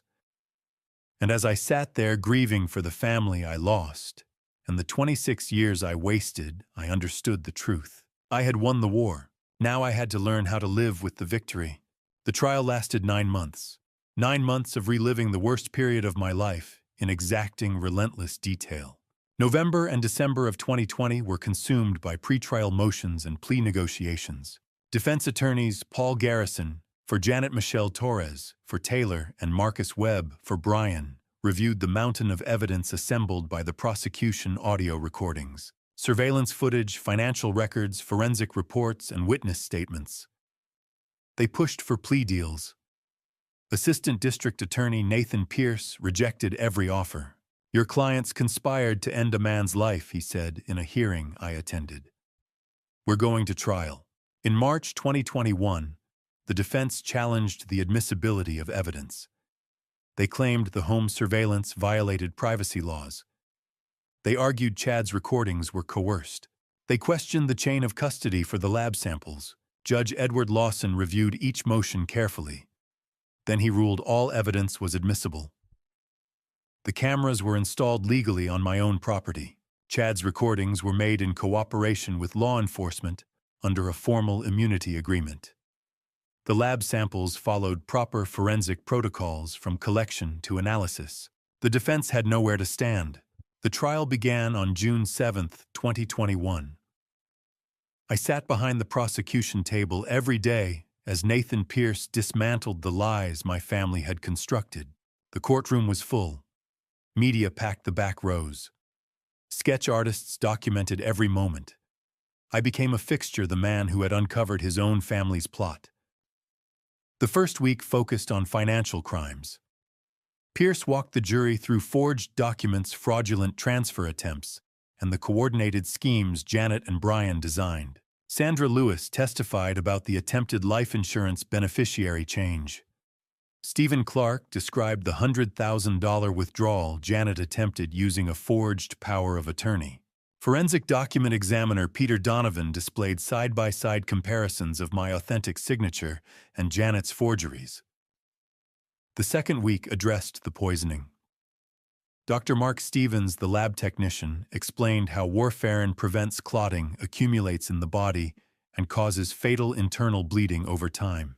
He detailed how the dosage found in my food would have killed me within weeks. Pierce presented the evidence: coffee samples, soup samples, and the August 3rd casserole. All tested positive for warfarin at dangerous concentrations. These were not accidents, Dr. Stevens said. Someone deliberately and repeatedly poisoned Mr. Coleman. During cross-examination, Paul Garrison suggested contamination. Dr. Stevens responded calmly. The chain of custody was flawless. The results are conclusive. The third week revealed the conspiracy. Pierce played surveillance footage from my home, Janet on the phone with Brian, discussing when the money comes through. Taylor visiting and complaining about my stinginess. Then came Chad's recordings from September 28th. The courtroom fell silent. Janet, we need it to look accidental. Brian, the break line is the cleanest option. Taylor. And then we inherit everything. I watched the jury's faces shift from disbelief to horror. The fourth week brought supporting witnesses.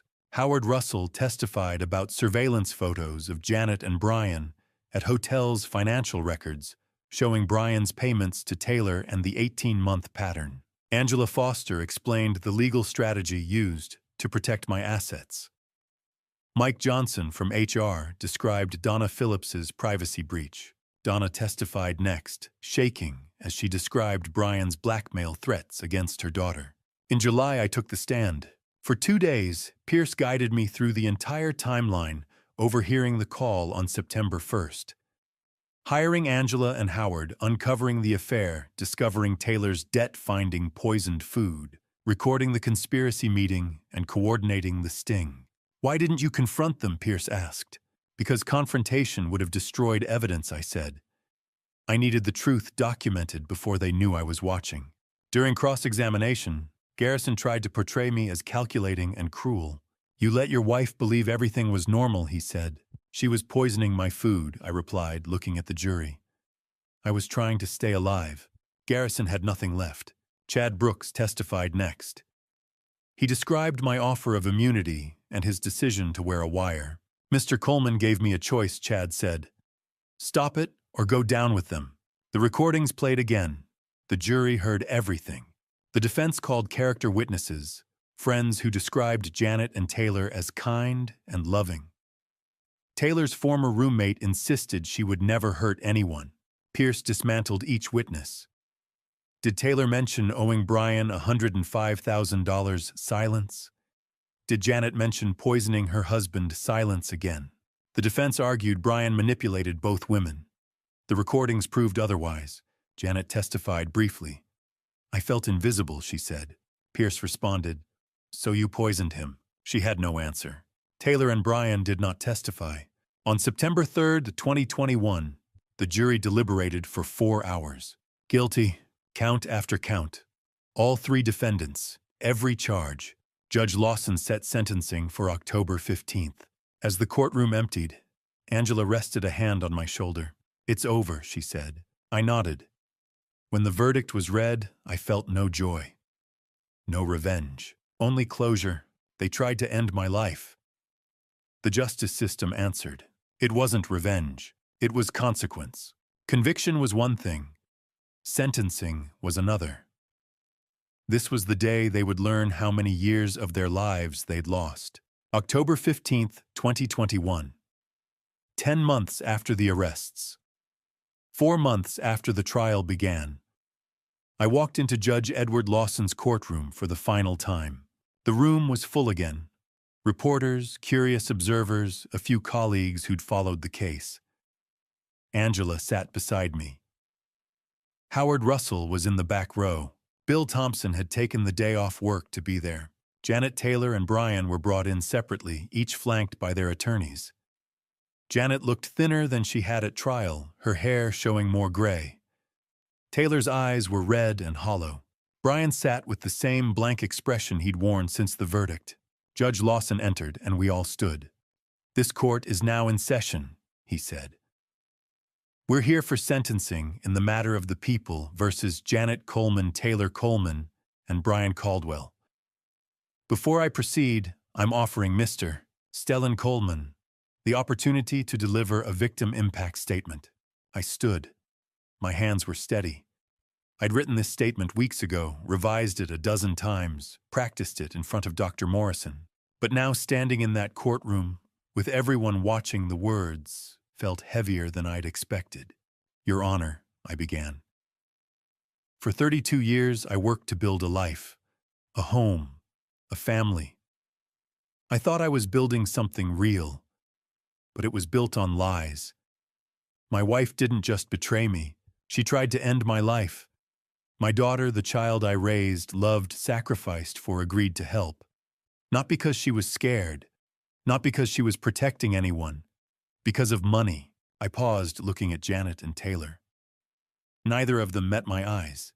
"I'm not asking for maximum sentences because of hatred," I continued.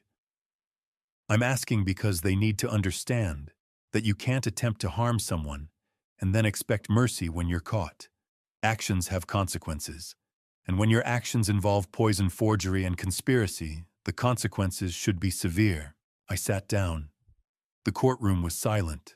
Judge Lawson nodded. "Thank you, Mr. Coleman." He turned to the defense attorneys.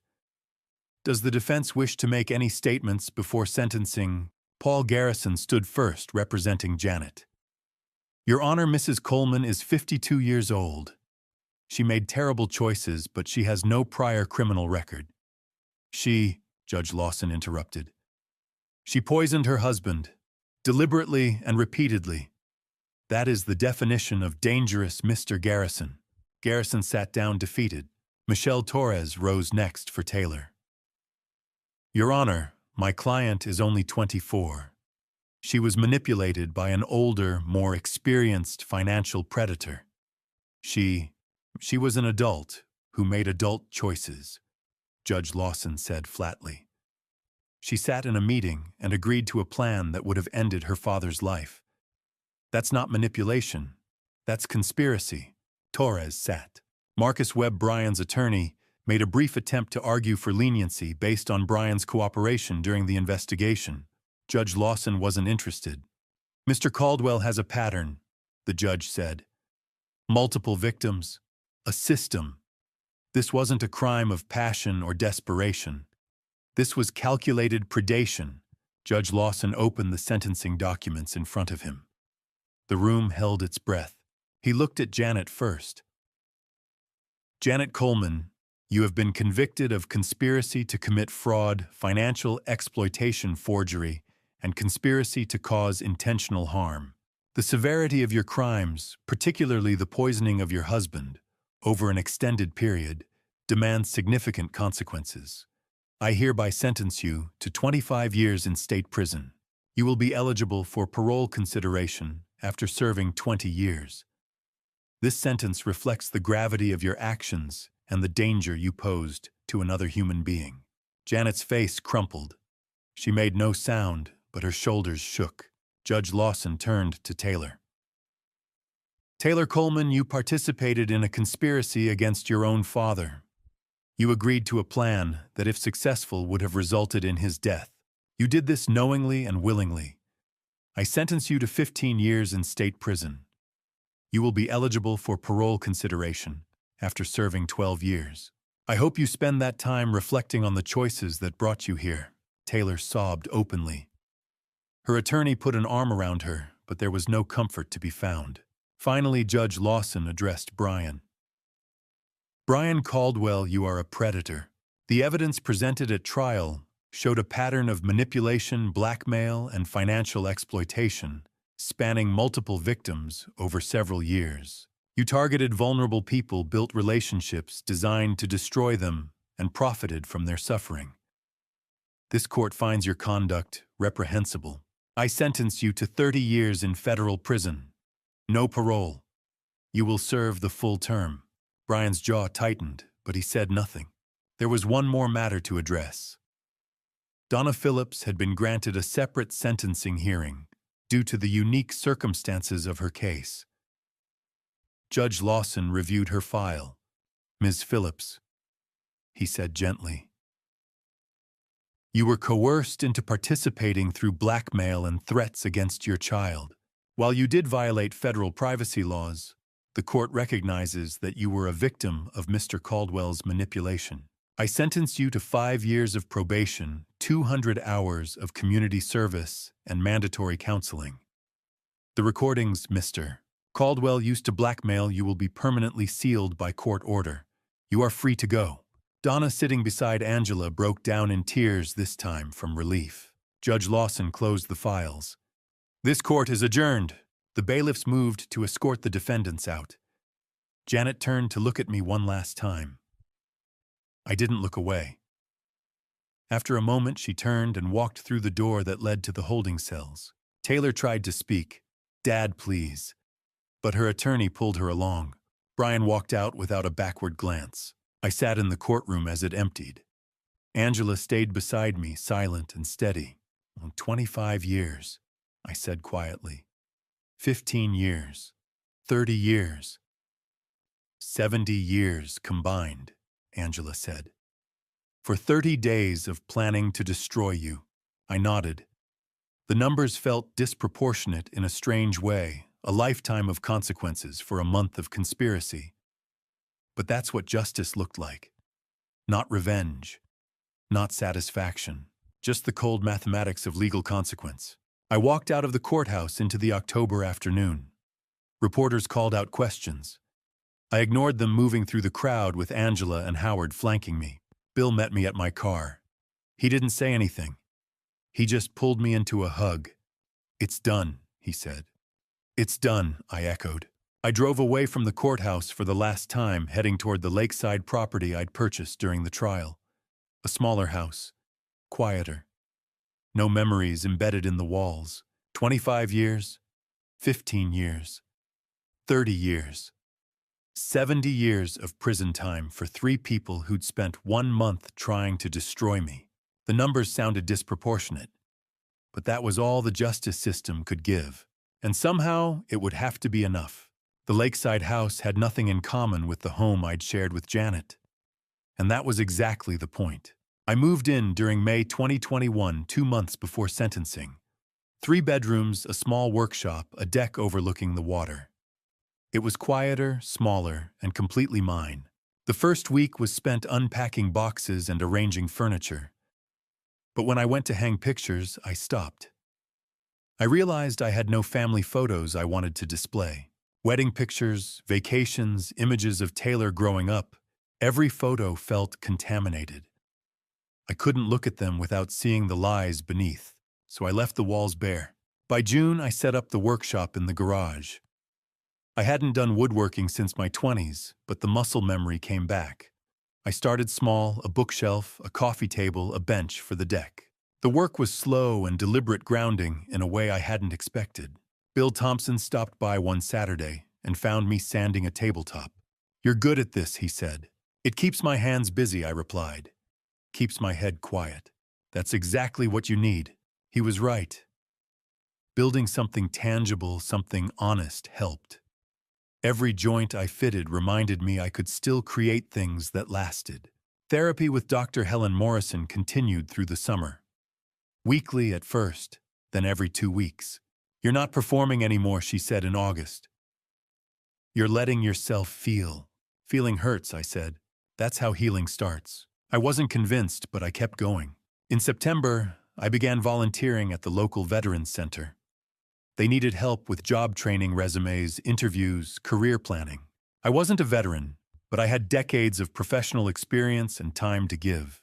The veterans gave me perspective. I met men who'd lost limbs, friends, families. Betrayal and loss weren't unique to me.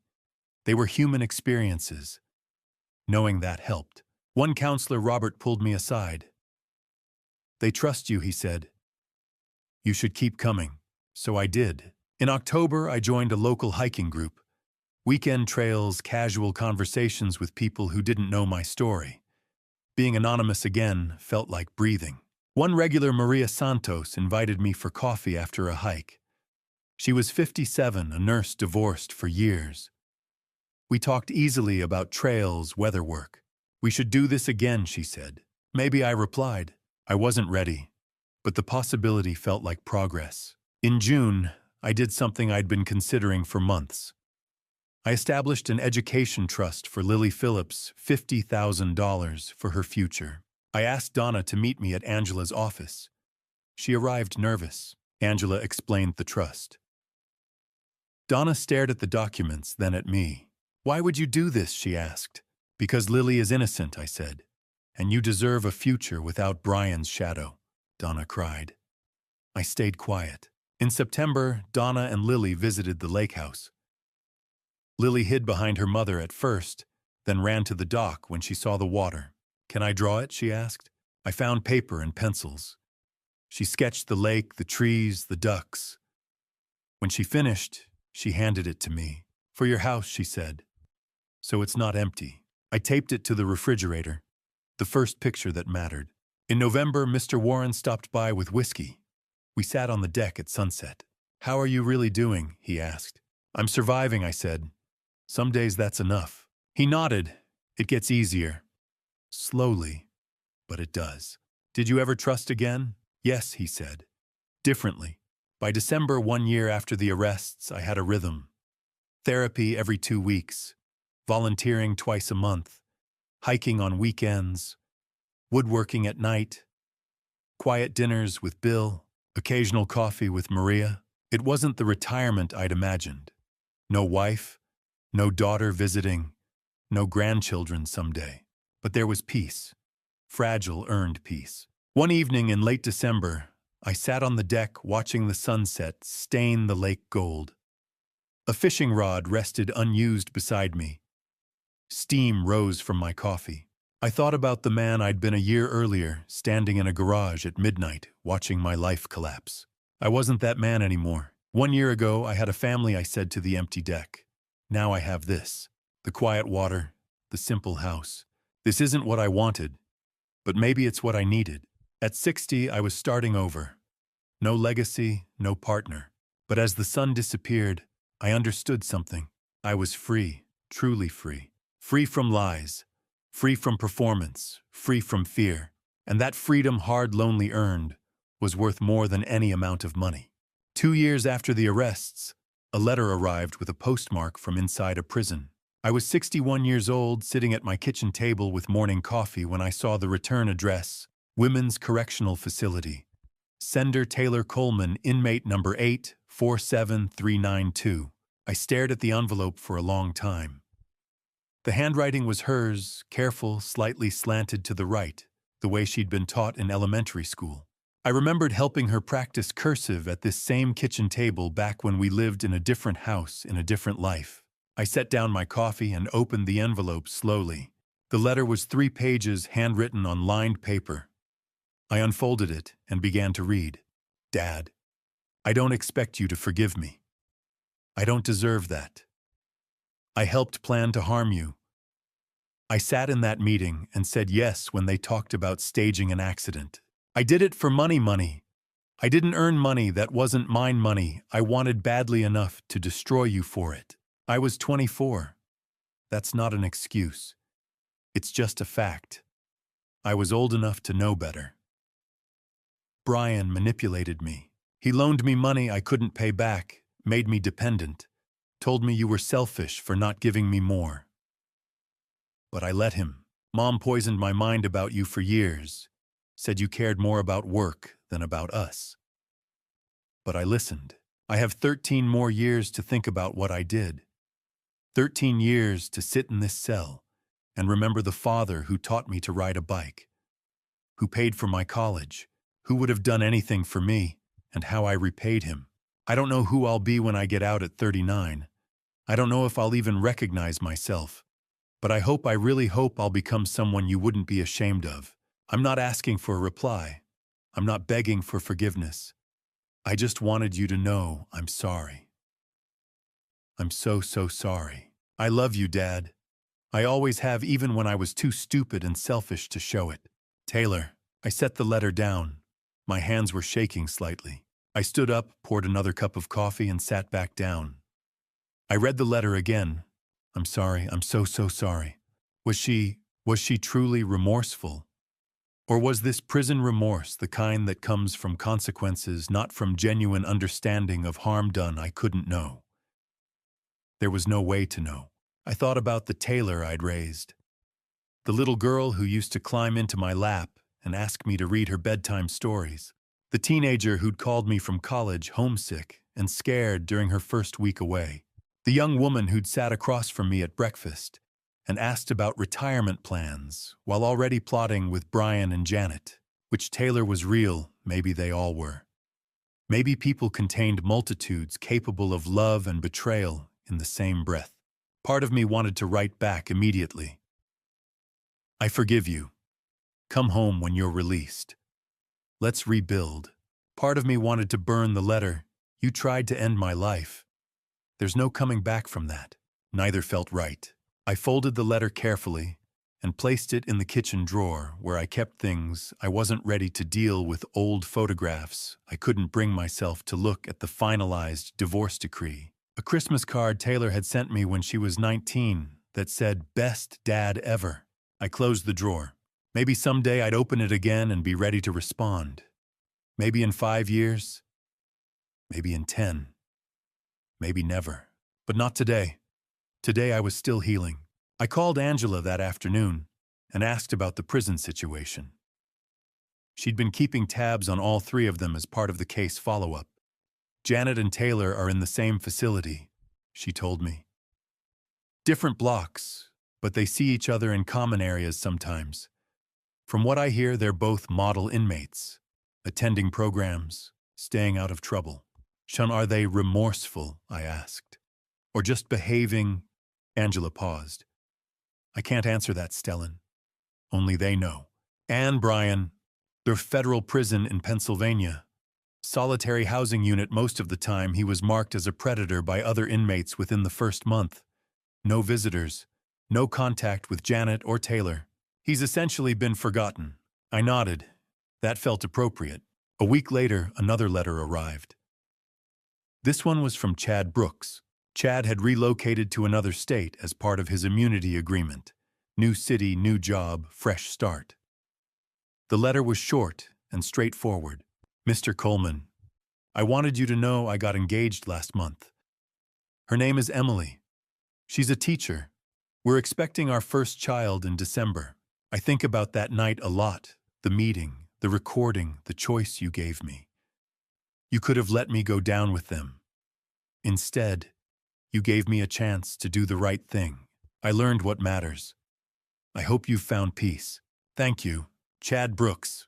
I read the letter twice, then sat down and wrote a reply. Just one sentence. Live well, Chad, you earned it. I mailed it that afternoon.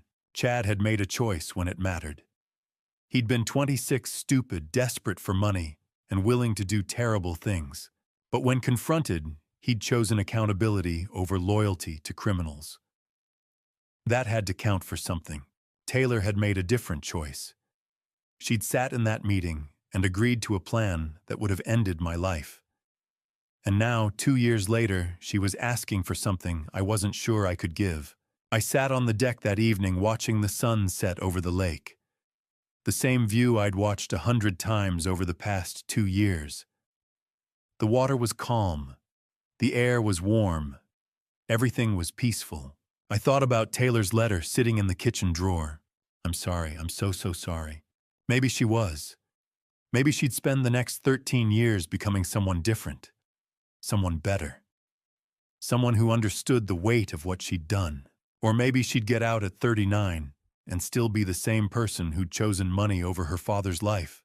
I couldn't control that. I could only control my own healing. I thought about Dr. Morrison's words from a session months ago.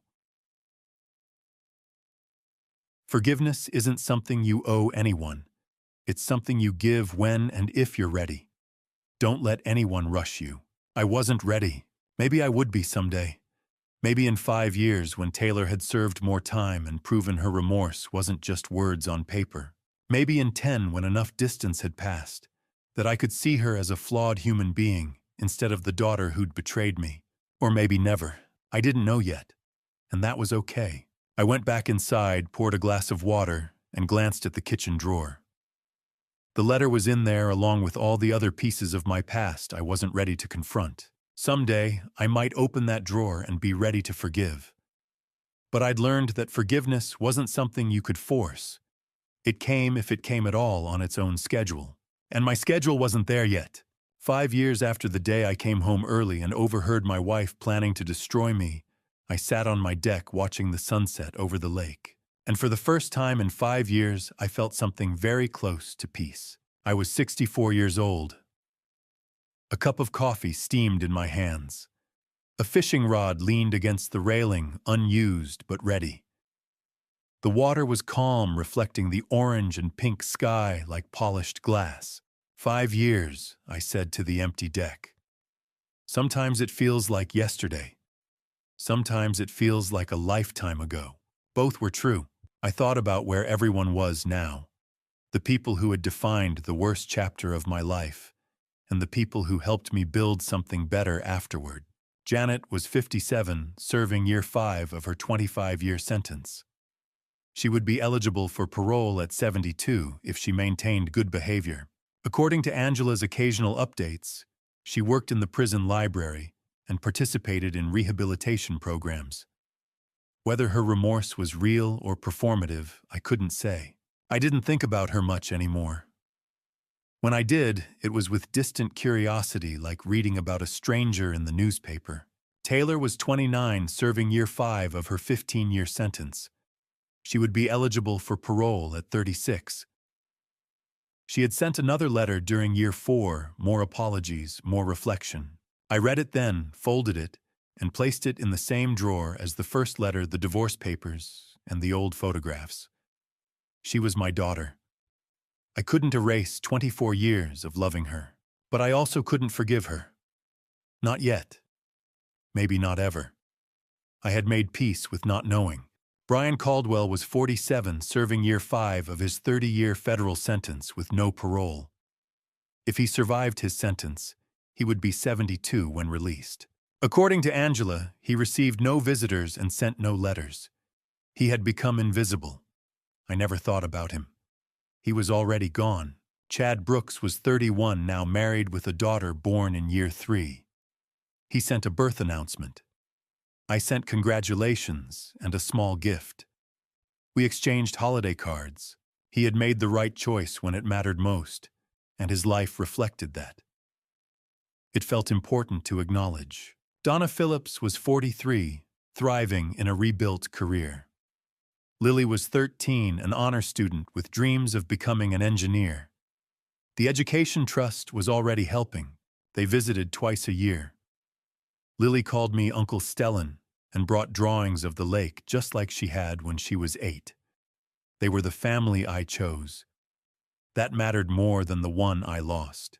My own life had settled into something I never expected, but had learned to value. I still worked with wood selling furniture at craft markets and donating the profits to a scholarship fund for children of incarcerated parents. Turning pain into purpose felt right. I volunteered at the Veterans Center, mentoring men navigating betrayal and loss. I didn't feed their anger. I helped them survive. I still saw Dr. Morrison once a month. I'm not finished healing, I told her. She smiled, knowing that is wisdom. I hiked most weekends. I played poker on Tuesdays with Bill and a few others. Quiet friendships built on presence rather than history. And then there was Maria Santos. Coffee for a year. Dinner a few times. Nothing rushed. She knew my story and didn't define me by it. She treated me like a man learning to trust again. I'm getting there, I told her once. And I meant it. Bill Thompson became my closest friend. He once called me strong. I corrected him. I survived. That's different. But maybe survival was strength. Sometimes I thought about the drawer with Taylor's letters. She could be released in 7 years. I'd be 71. Would I see her? I didn't know. Forgiveness couldn't be forced. I had learned that was okay. People asked how I survived, how I stayed calm, how I won. The answer was simple. I didn't act on emotion. I acted on strategy. When betrayal is discovered, the instinct is confrontation. I didn't do that. I collected evidence. I protected myself. Patience isn't weakness, it's power. They spent 30 days planning my destruction. I spent 30 days building the prison that would hold them. Justice doesn't need drama. It needs documentation. Let the courts handle justice. Let karma handle the rest. I took another sip of coffee as the sky darkened. The lake turned purple. An owl called from the trees. 5 years ago, I was a man running on adrenaline and rage. I wasn't that man anymore. I had lost 26 years to a lie. But I still had time ahead of me. I had rebuilt. I had healed enough. I had learned that peace wasn't loud. I set the empty cup on the railing and smiled. I'm free, I said to the darkness. And this time I believed it. And to you listening to this family story, remember this. When betrayal comes from the people you love most, your first instinct will be to react with emotion, to confront, to explode. I'm telling you, don't do it. Don't be like me in that sense. Yes, I survived. Yes, I won. But I also lost 26 years of my life believing in something that wasn't real. I lost my daughter to choices she made at 24. I lost the family story I thought I was living. If I could go back, I wouldn't change my tactics.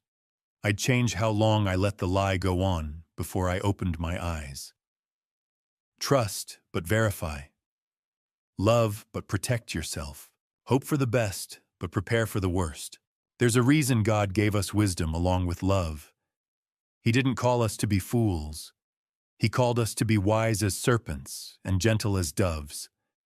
I learned that lesson the hardest way possible. This dad revenge story isn't about celebrating what I did. It's about showing you that survival requires cold calculation when everything inside you is screaming. Dad revenge isn't dramatic movie scenes. It's protecting your assets, gathering evidence, and letting justice run its course. It's choosing your future over their destruction. This dad revenge taught me that patience is power, and strategy beats emotion every single time. That's the real family story here, not the betrayal, but what you do after you discover it. My advice? If you're in a situation like mine, document everything, hire the right professionals, and don't confront until you're legally bulletproof. Emotion is your enemy. Strategy is your ally. And here's my personal belief. I don't think people like Janet Bryan or even Taylor are born wanting to hurt others. I think greed, insecurity, and bad influences can turn good people into monsters. That doesn't excuse what they did. But it reminds me that I'm responsible for protecting myself because no one else will. At 64, I'm finally free. And that freedom came from choosing tactics over emotion, patience over revenge, and survival over satisfaction. If this story resonated with you, helped you, or made you think differently about trust and betrayal, please leave a comment below sharing your thoughts. Hit that subscribe button and share this video with someone who might need to hear it. Your support helps me continue bringing these stories to you. Thank you for staying with me until the very end. A quick note, the stories I share may contain fictionalized elements created for educational purposes. If that's not your preference, feel free to explore other content that better suits your interests. I truly appreciate you being here.